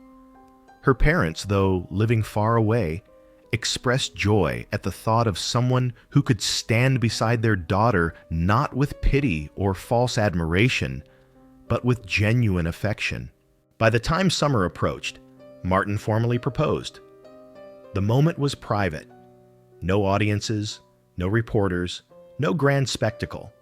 He simply took her hand during a quiet walk in a London garden and told her he wished to build a life with her, not as a performance, but as a partnership. She accepted with tears in her eyes, her heart full, her thoughts drifting briefly to the Nova Scotia fields where she had once wondered whether any man would ever truly see her. News of their engagement spread quickly. It delighted some, astonished others, and stirred fascination across both Europe and North America. But what mattered most to Anna was the serenity she felt whenever she imagined the future they would share. Their wedding was arranged for 1871, and plans unfolded with a mixture of excitement and disbelief. Tailors worked tirelessly to create garments fitting for their extraordinary statures. Invitations were sent to friends, fellow performers, and dignitaries they had met throughout their travels. And then, most astonishingly, a royal invitation arrived. Queen Victoria, remembering her earlier impression of Anna, wished to contribute to the occasion. She commissioned a bridal gown of remarkable beauty, satin, lace, and delicate embroidery that shimmered like moonlight across snow. It arrived with a handwritten note wishing the couple joy, strength, and enduring companionship. Anna was humbled beyond words. On the morning of their wedding, the church filled slowly with a mixture of familiar and unfamiliar faces. As Anna stepped inside, wearing the gown that glowed softly beneath the lantern light, murmurs of admiration rippled through the room, but she paid them little mind. Her gaze searched only for Martin, standing near the altar with steady composure. When their eyes met, she felt something inside her settle, like a door quietly closing behind her, sealing away the years of uncertainty, and another opening before her, wide and bright. They exchanged vows beneath the vaulted ceiling, their voices deep yet soft, resonating through the church like a gentle promise. When the ceremony ended, applause filled the room, warm and genuine. And as the newly married couple stepped outside into the cool London air, church bells rang overhead, their tones rising into the sky. The fog of the previous days had lifted entirely, leaving the city washed in pale light. Yet somewhere behind that brightness, the memory of those bells retained a soft echo, a reminder that even amid joy, the world carried mysteries still unfolding. And as the bells faded, a new sound emerged, the rhythmic tapping of hammers striking wood, shaping something yet unseen. The rhythmic tapping of hammers striking wood lingered in the air long after the wedding bells had faded into memory. At first, the sound was faint, distant, as though carried on the wind from a place not yet visible. But as days turned to weeks following their return to America, the rhythm grew stronger and more distinct, shaping itself into the steady pulse of a new beginning. Each tap echoed a vision taking form, a home built not only of timber and nails, but of hope, partnership, and the quiet desire for a life lived beyond the stage. Anna and Martin had chosen a parcel of land in Seville, Ohio, a gentle stretch of countryside bordered by fields and framed by soft rolling hills. It was peaceful, modest, and yet vast enough to accommodate the unique needs of a couple whose height challenged the proportions of ordinary architecture. When the builders first surveyed the land, they seemed uncertain. They measured, recalibrated, and measured again. Doorways would need to be higher, ceilings raised, beds extended, window frames widened. Even the kitchen counters required adjustment. Everything had to be reimagined, reshaped, rebuilt. The hammers continued, sometimes joined by the scrape of saws and the low murmur of workers conferring over blueprints.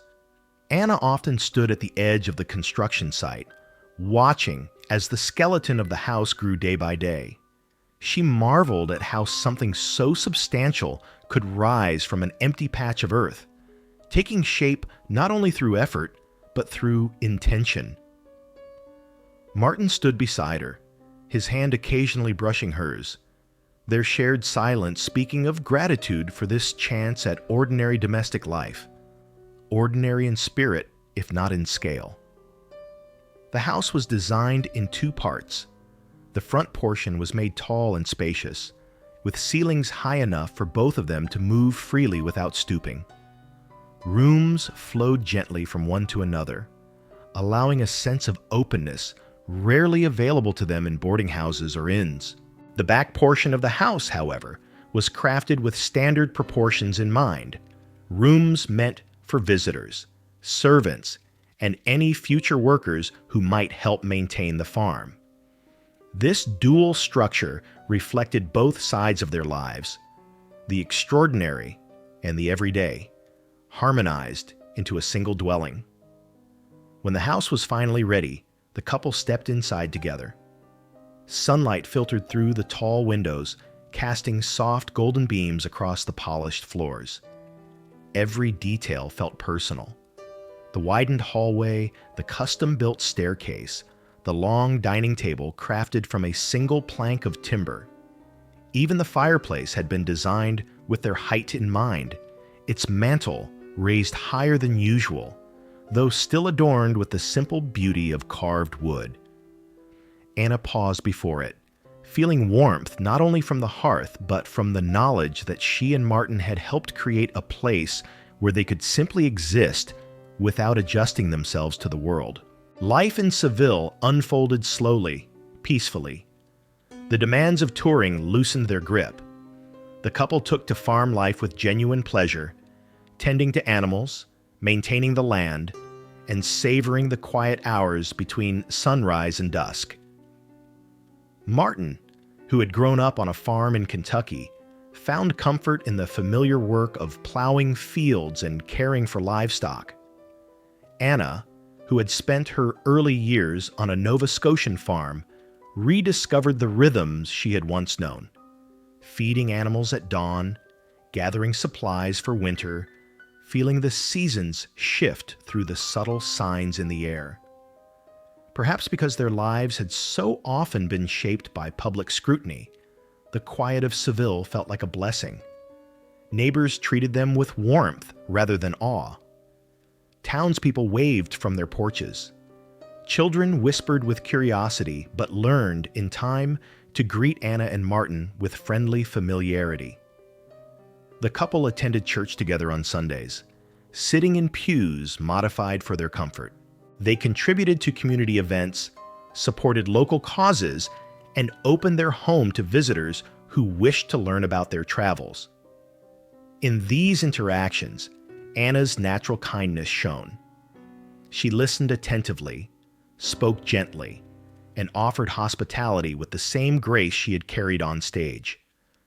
Animals became a particular joy for her. She loved their presence, their simple honesty, their lack of judgment.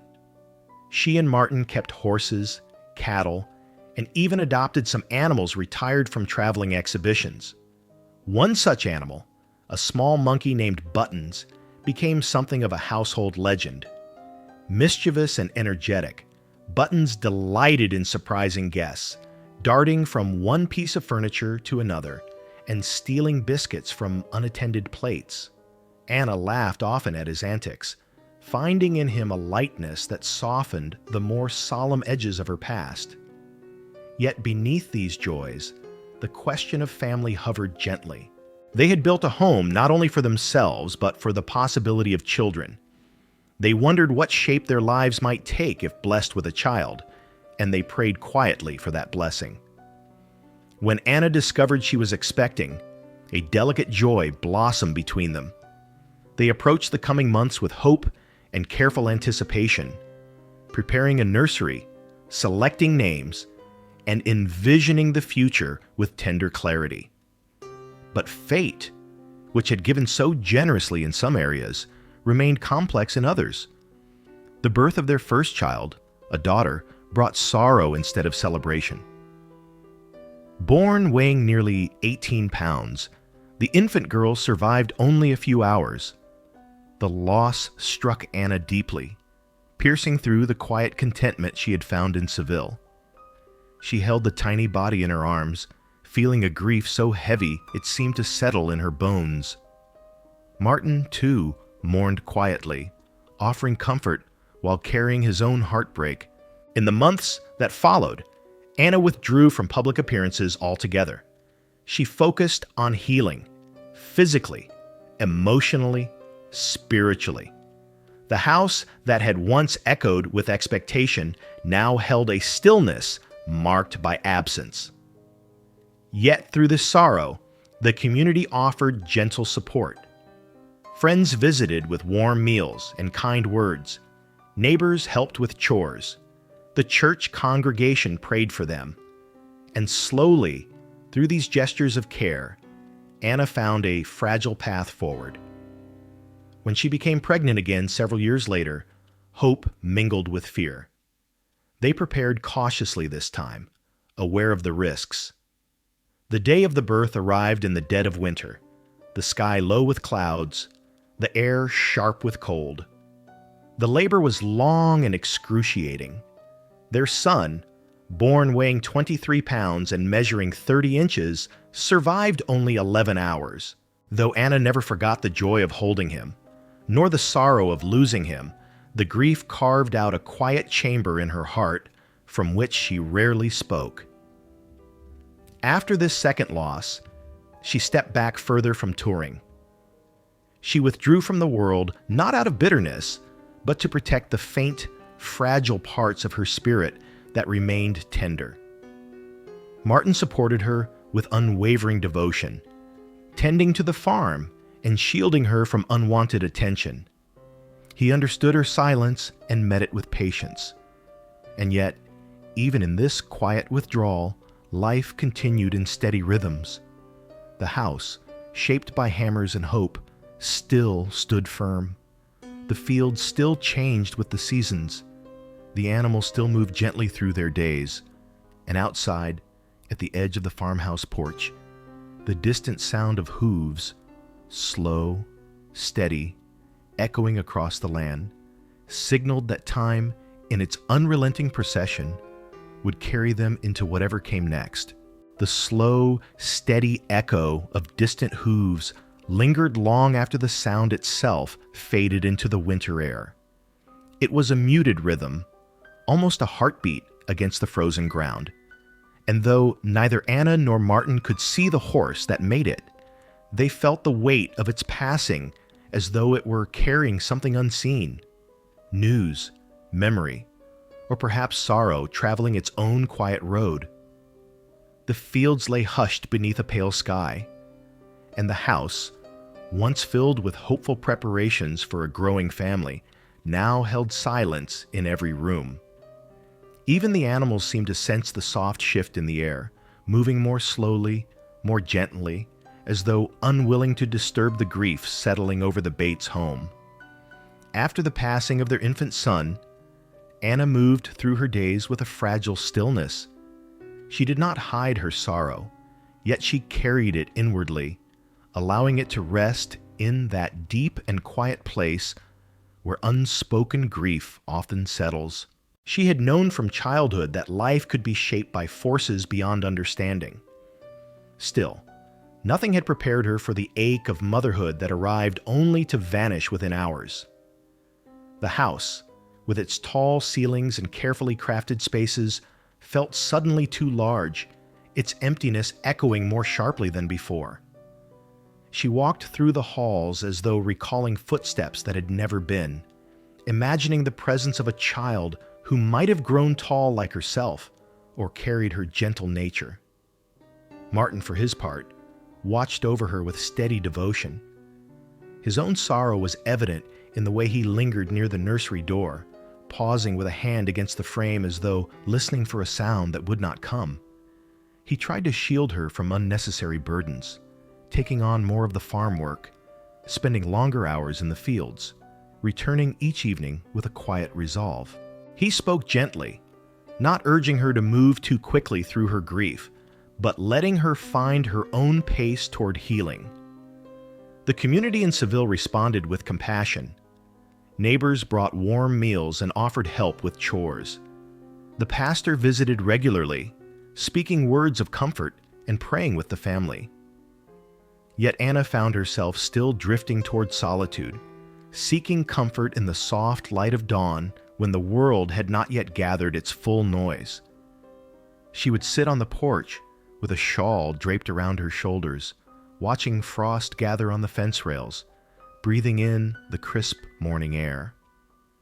These moments brought her a strange peace, gentle, ephemeral, but present. It was during one of these dawn vigils that she heard the hooves again, faint on the far edge of the property. The sound stirred something within her, though she could not say what. Perhaps it reminded her of her childhood in Nova Scotia, where distant travel always began with the rhythm of horses over damp earth. Perhaps it was simply a reminder that life continued, even in sorrow.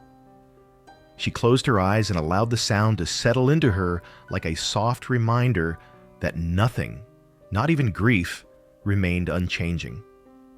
Months passed in this quiet way. Winter gave way reluctantly to spring, and the fields began to wake. The frost loosened its grip. The winds softened, and the first green shoots appeared beneath the patches of melting snow. Anna felt herself stirring alongside the land, not with joy, but with a slow return to balance. Healing, she realized, did not come in sudden movements, but in small, almost invisible shifts. The lifting of a heavy breath, the easing of a tense shoulder, the warming of a morning sky. Eventually, she found her way back into the rhythms of daily life. She read more often. Her tall frame curled gently into a chair fashioned especially for her.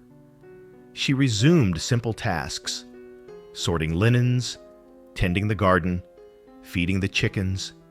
She spent more time with the animals she loved, finding comfort in their steady presence. Buttons the monkey, whose antics had once made her laugh, now moved more gently around her, as though sensing her fragility and adjusting his nature to accommodate it. Martin, too, noticed the change. Some evenings, when they sat together in the fading light, he reached for her hand, and she allowed her fingers to find his without hesitation.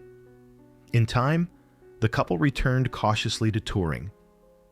Not as frequently, not with the same vigor as before, but enough to support their household and maintain connections with friends across the country.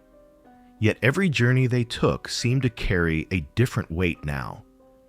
Where once they had performed with enthusiasm, now they approached each appearance with quiet restraint. Their grief had softened the edges of their public lives, making their interactions more measured, their travels less hurried. Still, Anna found that even this quiet participation in the world had value. People who approached her did so with admiration, not only for her height, but for her resilience, her gentle demeanor, and the dignity with which she carried herself. She answered their questions patiently, though she now held certain parts of her life close, protected from the curiosity of strangers. But as the years moved forward, another shift stirred within her, one tied not to sorrow, but to faith. She and Martin began attending the local Baptist church more regularly, drawn by the community, the hymns, and the sense of grounding it offered. Their pew had been specially adapted for their height, yet they never felt out of place. Within those walls, voices lifted in unity seemed to wrap around her like a balm. Prayer became a part of her daily rhythm. Scripture offered her reflection and ease. Gradually, the church invited her to participate more fully. At first, she declined, uncertain whether she was ready to take on any new responsibility. But the pastor, a kind man with a steady voice, encouraged her gently. "You have a way of calming others," he said. "Children especially seem drawn to your presence. Would you consider helping with Sunday school?" The request surprised her. The dream she had once carried, the dream of becoming a teacher, had long been placed aside, seemingly out of reach. Yet here, in this quiet community, far from where she was born, that dream resurfaced, reshaped into something new. She agreed, though with humility and a touch of apprehension. Her first morning as a Sunday school teacher arrived with soft sunlight filtering through the windows. A group of children gathered before her, some shy, some curious, all looking up at her with wide eyes. She felt her heart quicken, not with fear, but with a sense of fulfillment she had not expected. She began with simple lessons, stories from Scripture, gentle questions. Her voice, soft and measured, soothed the children. Her presence, though enormous in stature, became a source of comfort rather than wonder. As weeks turned into months, her confidence grew. She found joy in guiding young minds, in offering reassurance, in teaching patience and kindness. In this role, she felt closer to the girl she had once been, the girl who had dreamed quietly beneath the shadows of the apple trees, imagining a life of learning and sharing. Yet life, ever unpredictable, carried her forward with both grace and fragility. Illness began to touch her more frequently. At first, it came in the form of breathlessness after long walks, then persistent fatigue that lingered despite rest. Doctors suspected tuberculosis, a common but devastating affliction of the time. Other symptoms pointed to thyroid issues, which manifested as swelling and weakness. Anna bore these challenges with dignity, though they gradually limited her strength. As her health declined, she withdrew again into the quiet familiarity of the farmhouse. She continued teaching as long as she could, but eventually, even that became too taxing. She spent more time resting, her large bed now a place not merely of sleep, but of contemplation. The months grew heavy, and the future dimmed with uncertainty. Yet even during these difficult days, one constant remained: the sound of the shutter trembling in the wind. It flickered gently each evening, tapping against the frame with a soft insistence. That sound, steady and familiar, marked the passing of time, carrying with it both memory and forewarning. And one night, as winter pressed close once more, that trembling shutter seemed to whisper of a change nearing, something fragile, something inevitable, approaching quietly through the cold. The trembling shutter tapped gently against the window frame, its rhythm soft but insistent, like a timid hand knocking from the other side of memory. Each tap carried a hush of winter wind, a brush of cold that seeped quietly into the room where Anna rested. The sound had been with her for months now, faint at times, steady at others, marking the slow passage of her days as though keeping vigil beside her. She grew accustomed to its presence, even comforted by it, though on certain nights it felt like a reminder of something unresolved, something approaching with careful steps. Her health had been fragile for some time. Illness came and went in waves, sometimes retreating enough to give her hope of recovery, only to return with deeper weariness. There were mornings when she felt light enough to sit by the window, watching the fields shift beneath the winter sun. There were afternoons when she could manage short walks around the farm, leaning on Martin's arm as they moved along the quiet paths. But increasingly, her body betrayed her. Breathing grew more difficult. Fatigue settled into her bones like cold settling into wood. Doctors spoke in gentle tones about tuberculosis and complications of the thyroid, though treatments were limited. Their visits became more frequent, their expressions more solemn. Through all this, Anna maintained a kind of quiet acceptance. She did not resist the truth of her condition, nor did she surrender to despair. She lived in the space between, acknowledging her limits while cherishing the moments of peace that still found her. She treasured the mornings when sunlight reached her bedside, casting warm patterns across her blankets. She cherished the evenings when she and Martin sat together with hands intertwined, speaking little, needing few words. And she held tightly to the memory of teaching, the soft rustle of children settling into their seats, the attentive stillness before she began a story. the wonder in their eyes as she read scripture aloud. Those memories steadied her. They had allowed her to fulfill a dream sparked long before she understood how unusual her life would become. Martin carried his sorrow with a gentleness that broke the heart of anyone who witnessed it. He remained at her side constantly, helping her to rise, preparing meals she could manage, adjusting pillows so she might rest comfortably. He read to her from scripture, from poetry, from letters they had exchanged in earlier years. He kept the house quiet, asking visitors to come only when she felt strong enough. He rarely left the room without touching her hand or brushing a strand of hair from her forehead. His love for her, deep and steady, seemed to grow even stronger as her strength faded. There were moments, too, when they spoke about the past, about their travels, their wedding day, the gown Queen Victoria had gifted her, and the years spent performing across oceans. They remembered their tiny daughter and their son, reflecting with tenderness rather than anguish. They spoke of the house they had built, the fields that surrounded them, the church community that had embraced them. And sometimes they simply sat in silence, letting their shared memories fill the room like a gentle, familiar fragrance. But as winter deepened, Anna sensed that her time was drawing close. She felt it in the heaviness of her breath, in the way her body seemed to curl inward despite her height, in the softness of her heartbeat at night. She felt it most clearly on the nights when the shutter trembled repeatedly, the sound rising and falling like a distant lament.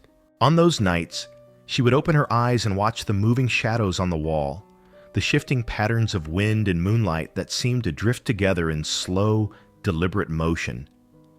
One such night, only days before her birthday, she woke before dawn to find the room tinged with silver light. Snow had begun to fall outside, covering the yard in a hush so complete that even the animals remained still. The shutter tapped lightly, its sound softened by the thickening layer of frost forming along the glass. Anna turned her head toward the window, her breathing shallow. She looked at the snow as though recognizing a quiet companion. Her lips curved into a faint smile. Martin stirred beside her, waking at the slightest change in her breath. "Are you comfortable?" he whispered. She nodded. "I am," she said softly. "The world is so quiet this morning." He leaned closer, wrapping a warm blanket around her shoulders. "I'm here," he murmured. She closed her eyes again, her hand searching for his. When she found it, her fingers curled gently around his own. Hours passed in near silence. The snowfall deepened. The shutter tapped only occasionally now, muffled beneath the weight of winter. And sometime near midday, with her head resting against her pillow and her hand still loosely clasped in Martin's, Anna drifted into sleep so peaceful that Martin did not realize, at first, that she would not wake again. Her passing was gentle, quiet, like a candle flame dimming in a draught. No struggle, no sound, only the soft release of breath that marked the boundary between one world and another. When the doctor arrived, he spoke in hushed tones, offering his condolences with solemn respect. Word spread quickly through Seville, and neighbors gathered outside the house, knowing they could offer little but quiet presence. Snow continued to fall for hours, blanketing the yard, the porch, the tall windows of the Bates home. Even the animals seemed to understand. Buttons, the monkey, curled himself near the hearth, unusually still. The horses stood close together in the barn. The cattle remained quiet.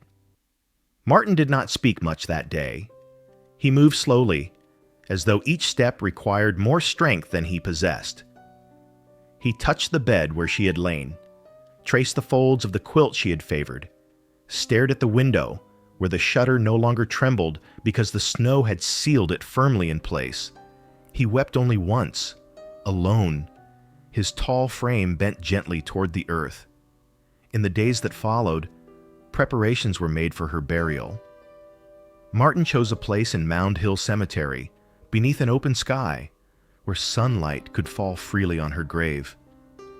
He commissioned a monument, tall, dignified, crafted with care, to honor her life. Not her size, not her fame, but her kindness, her strength, and the quiet grace with which she had carried her many burdens. On the morning of the funeral, the snow had ceased. The sky was pale, and the horizon glowed faintly with the promise of spring. People gathered from towns near and far. They came not out of curiosity, but out of respect. As the service concluded, and the final prayers drifted through the cold air, a faint sound stirred at the edge of the field. A soft, almost imperceptible click, as though a door had gently closed somewhere in the distance. And just beyond that sound, another waited silently, like the echo of a life not yet finished speaking. A quiet door closing, followed by the stillness of winter air, remained in the minds of all who were present, as though marking the threshold between the world she had known and the legacy she left behind. The quiet door that had closed somewhere in the distance seemed to linger in the air long after the funeral procession dispersed, its subtle echo stretching across the snow-covered fields like a breath that had not yet fully exhaled. In that faint sound lived a sense of finality, yes, but also a suggestion of something unresolved, a life whose presence had been so large, so singular, that its absence left behind a space the world did not quite know how to fill. As winter deepened over Seville, that invisible door remained gently ajar in the minds of all who had known her, a threshold between memory and mourning. In the weeks following Anna's passing, the Bates home fell into a hush that felt heavier than mere silence. The tall ceilings seemed to hold their breath. The wide hallways, once shaped to accommodate her long, confident strides, now felt cavernous. The furniture, built precisely to her proportions, sat quietly, their edges softened by early spring light, but touched by a sense of waiting. Even the porch, where she had so often stood to greet neighbors or simply breathe in the morning air, seemed suspended in time.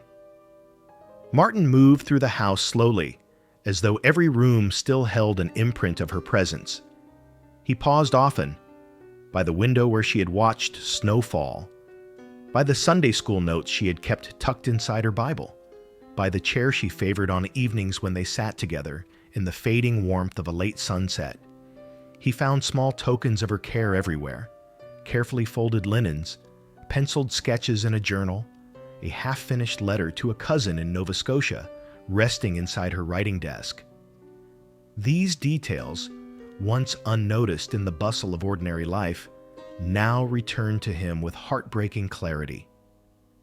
But grief, even when heavy, does not keep the world from moving forward. Spring arrived slowly, bringing with it the first signs of thaw along the edges of the fields. The church bells resumed their familiar rhythm. Neighbors visited with gentle persistence, bringing warm bread and offering company even when Martin could not yet find the strength to accept it. In town, people spoke of Anna with a reverence that did not fade. They told stories to newcomers, shared memories of her kindness, her composure, her quiet laughter. And in these recollections, she seemed to walk again through the streets of Seville, tall and serene, touching lives she had never realized she had changed. It was during one such visit to the church that the pastor pulled Martin aside with a hesitant gesture. "There is something you should see," he said softly, leading him to a room used for storing Sunday school materials. On a small table lay a collection of drawings, simple sketches Anna had made of Bible stories for the children. Some were incomplete, the outlines faint and delicate. Others were finished, warmed by touches of shading and small, thoughtful details. The children had begun placing them there, saying they wanted to keep her lessons alive. Martin touched the edge of one sketch, tracing the careful strokes. He recognized the gentle patience in every line. The pastor spoke again. "She gave more than she ever realized," he said. "We will miss her voice, but her presence remains." Martin nodded, though words escaped him. He felt both comforted and overwhelmed. His wife had lived a life marked by both extraordinary challenge and quiet resilience, yet she had never viewed herself as remarkable beyond the simple effort of being kind. That humility now seemed to deepen the ache of her absence. As the months unfolded, Martin began to shape his days with deliberate purpose. The farm required tending. The animals needed care. Buttons the monkey, now unusually subdued, often perched on the window ledge, watching the fields as though searching for the tall figure he had so often followed from room to room. The horses shifted restlessly at times, sensing the change in the household. Life continued, though gently altered, as if awaiting Martin's quiet permission to resume its full rhythm. He delayed the decision for as long as he could, but eventually he knew he must face a reality he had hoped to postpone. The house built to accommodate two extraordinary people now felt too large, too hollow for one. He could not climb the stairs without hearing her footsteps behind him, could not sit in the kitchen without imagining her reaching for a cup from the high shelf, could not pass the nursery doorway without pausing in silent reverence. Each room carried her memory in a way that made staying both comforting and unbearably difficult. And so, with quiet resolve, Martin chose to move. It was not a rejection of the life they had built, but an acknowledgement that the house stood as a monument to their shared journey, and that living within it alone made that monument feel heavier than he could bear. He sold the property to a local family, ensuring it would remain in gentle hands, and arranged to have most of their custom-built furniture preserved for historical interest. The community respected his decision, offering help with packing and prayers for his next steps. They too understood that grief sometimes required a change of air. Before leaving Seville, Martin visited the cemetery one final time. The monument he had commissioned stood tall and graceful, much like the woman it honored. Carved with care, it bore her name alongside their infant sons, the two resting together beneath a sky slowly warming with the first hints of summer. He placed a single white flower at the base of the stone, its petals trembling slightly in the breeze. "I will carry you with me," he whispered, his voice barely audible, "in every place, in every step." When he finally turned to leave, the faint click of a nearby church door closing echoed across the quiet grounds. It was a soft, familiar sound, a reminder of endings, yes, but also of gentle thresholds crossed. After remarrying some time later, Martin built a new home, modest and proportioned for an average-sized life. He did not abandon his memories, nor did he attempt to replace them. Instead, he allowed them to rest within him like stones, heavy at times, but shaped by the river of years into something smoother, easier to hold. And when his own time came, he requested to be buried beside Anna and their child, closing the circle of their story in the very place where her life had been honored with such love. Seville continued to remember her. Exhibits were curated, visitors came to learn her story, and plaques were placed to commemorate her life. In Halifax, too, her legacy grew, with museums and local historians preserving the memory of the towering girl who had traveled the world yet never lost the quiet gentleness of her origins.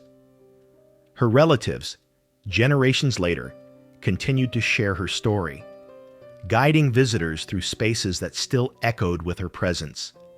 And though the door that had closed on the day of her funeral had signaled her departure from the world of the living, another door, less visible, less final, remained open in the hearts of those who cherished her story.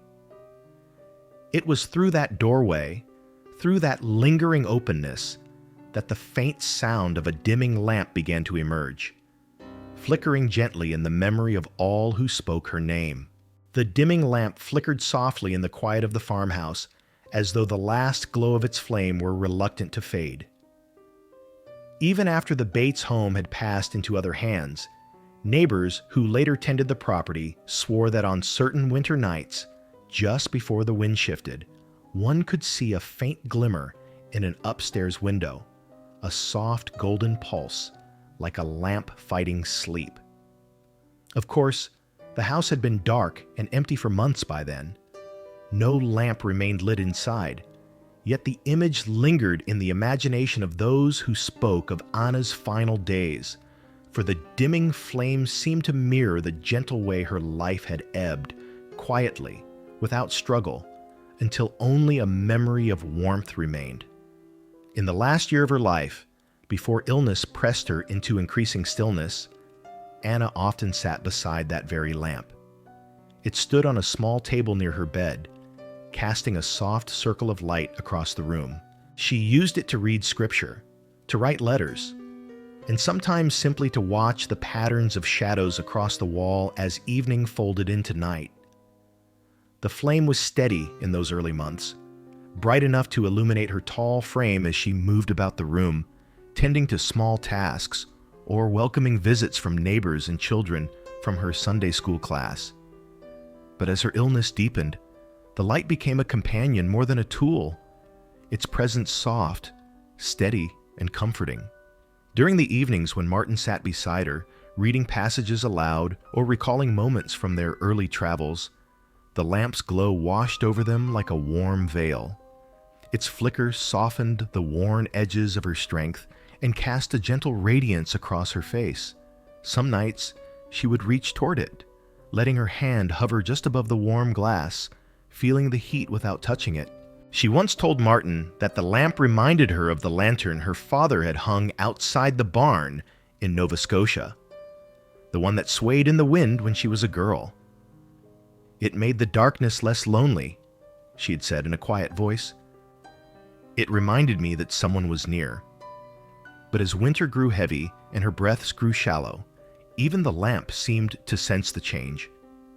Its flame dimmed more quickly, as though growing weary alongside her, flickering in soft waves that painted deeper shadows along the walls. Martin tended it faithfully, adjusting the wick, adding oil, and shielding it from drafts.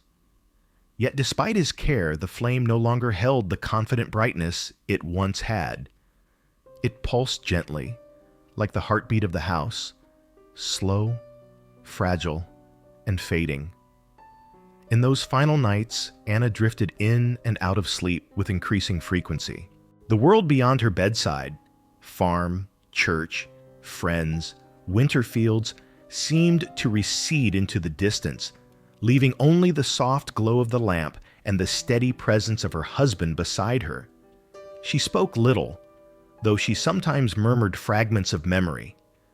The scent of her mother's kitchen in Nova Scotia, the laughter of her siblings, the distant roar of a crowd during her London performances, the gentle cry of her newborn son moments before he slipped away. Each memory was like a small flame of its own, brief, warm, flickering in the quiet. There were times when the pain sharpened and her breath caught in her chest, and during those moments she closed her eyes tightly, gripping Martin's hand with surprising strength. He would lean close, offering soothing words, though he too felt the weight of inevitability settling over them. The doctor came often during those last days, speaking in low tones, prescribing rest and warmth, though he knew, as they all did, that comfort was the most he could provide. One evening, as snow began to fall again, the pastor visited, his coat dusted with white. He prayed softly at her bedside, his voice carrying the same calm assurance he had offered the Sunday school children week after week. When he finished, Anna opened her eyes briefly and whispered, "Thank you." Her voice was faint, but her expression serene.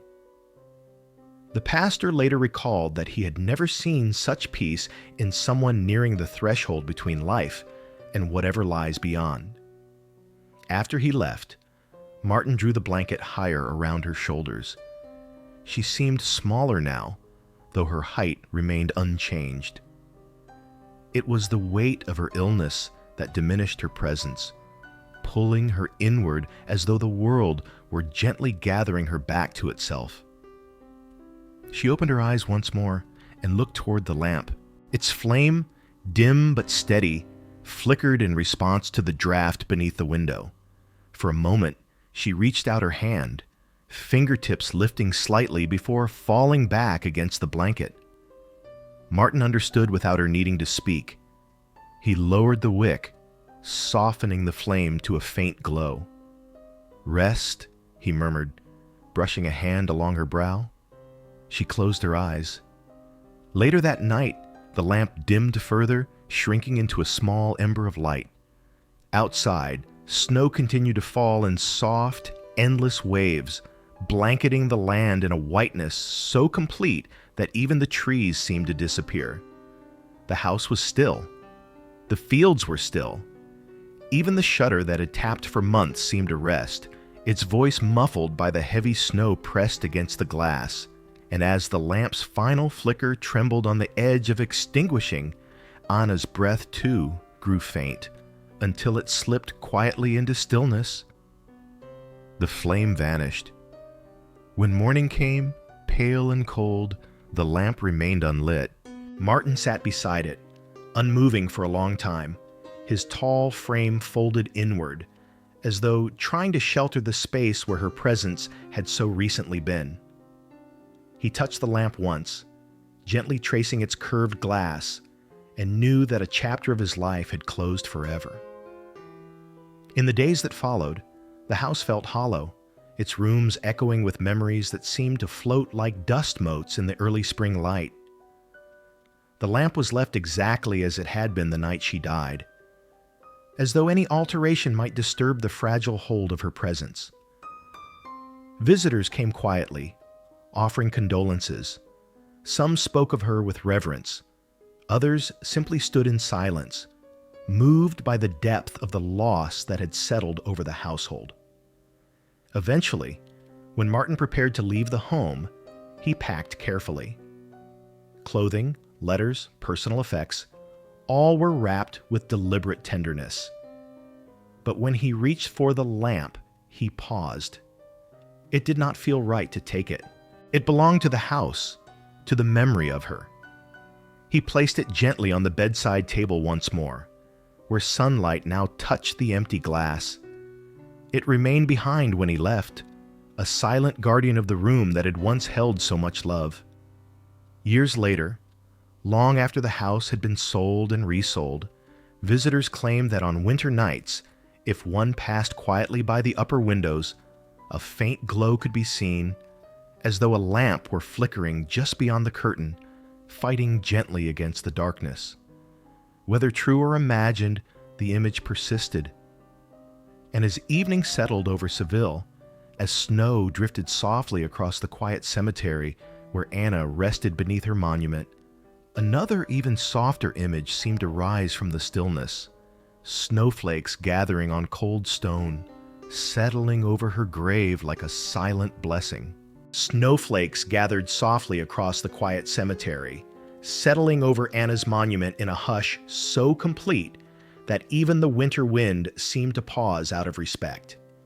Each flake drifted downward with unhurried grace, resting on the carved letters of her name, on the curve of the stone shaped to honor her towering life, on the place where her husband would one day lie beside her. The snow did not simply cover, it remembered. It carried the gentle weight of seasons returning, of time folding over itself, of stories lingering long after their tellers are gone.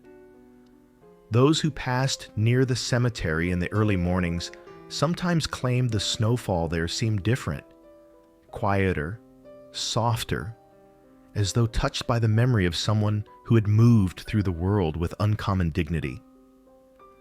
As the winter eased into spring and spring into summer, Anna's story did not fade.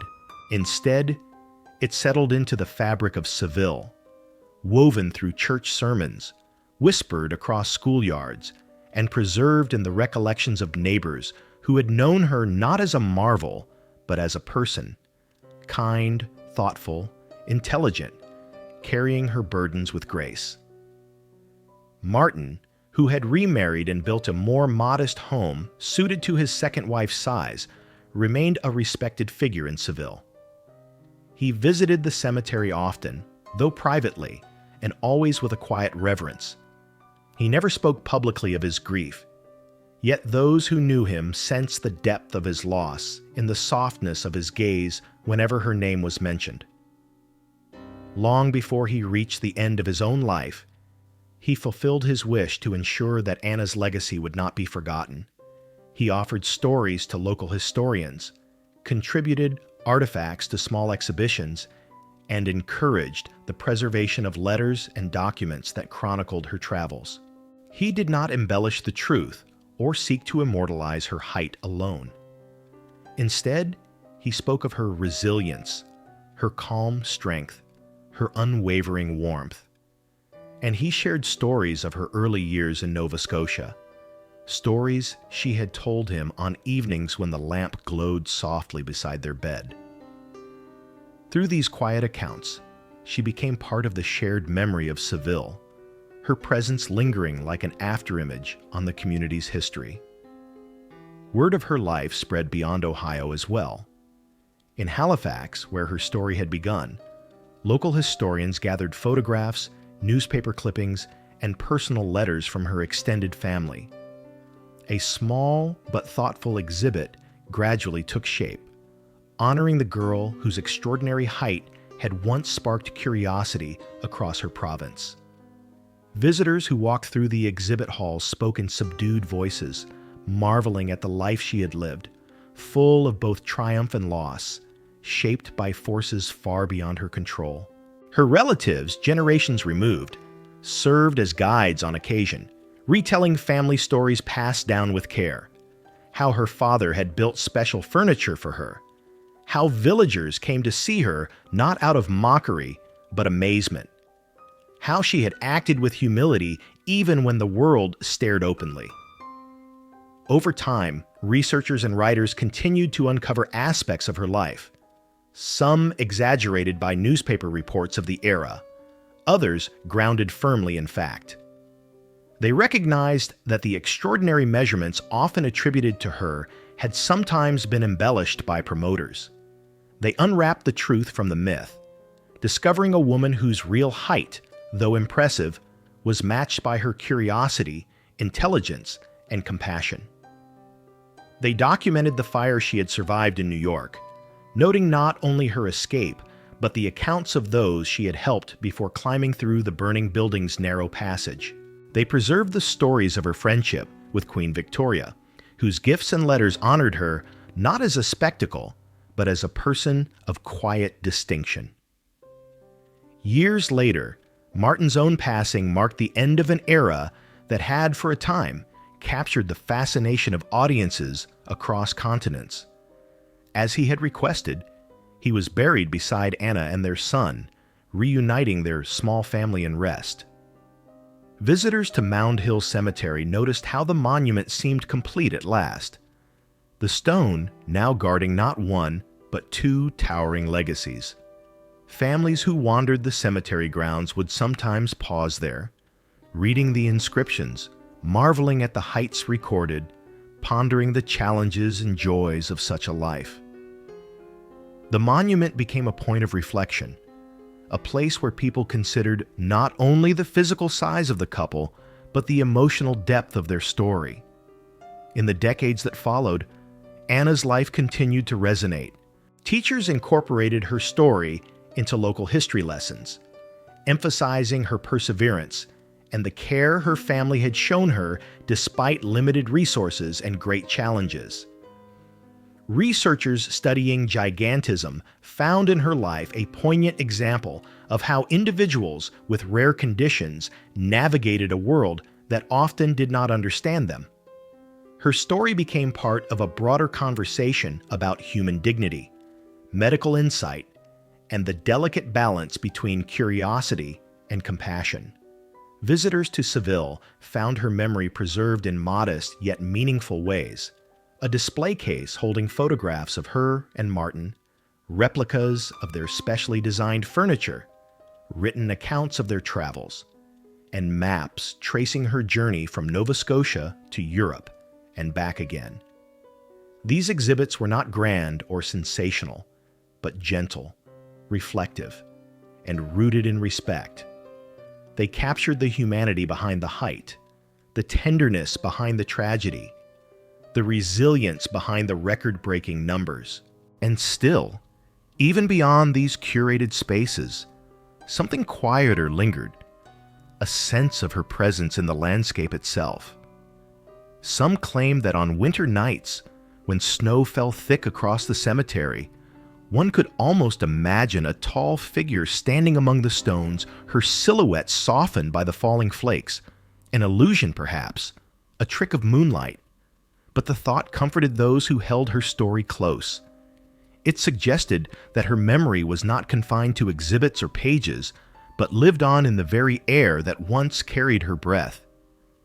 As the 20th century unfolded and the 21st began, Anna's name appeared in books, lectures, and biographical studies. Medical texts documented her case with precision, while storytellers and historians wove her life into narratives that explored not only her size but her spirit. She became a symbol of endurance. Not because she survived extraordinary hardships, but because she met them with quiet dignity, never seeking pity or fame, only understanding and fairness. Her legacy, stretched across continents and generations, remained rooted in the places that had shaped her most deeply. The Nova Scotia farm, where she first grew beyond expectation. The streets of Europe, where she walked beside Martin. The Ohio home where they built a life together. And the grave beneath the snow, where she rested in peaceful silence. These places held fragments of her story, like scattered seeds that continued to grow in the memories of those who encountered them. And in the end, when all the stories were told and the records carefully preserved, what endured most was not the measurement of her height or the marvel of her size. It was the gentleness with which she carried herself, the quiet strength that defined her, the way she shaped her extraordinary circumstances into a life marked by kindness. On certain winter mornings, when the snow lay undisturbed across the cemetery, visitors occasionally noticed an unusual pattern near her grave. A pair of footprints, impossibly large, leading toward the monument and stopping just before it, as though someone had paused there in reflective silence. Snow could explain such shapes, wind could alter them, imagination could embellish them, and yet the footprints remained a quiet, recurring mystery. They appeared not often, but often enough. A reminder, perhaps, that stories do not end simply because a life does. A reminder that memory, like snow, settles where it chooses. And like footprints too large for the world, some legacies continue walking, even when the one who made them has long since come to rest,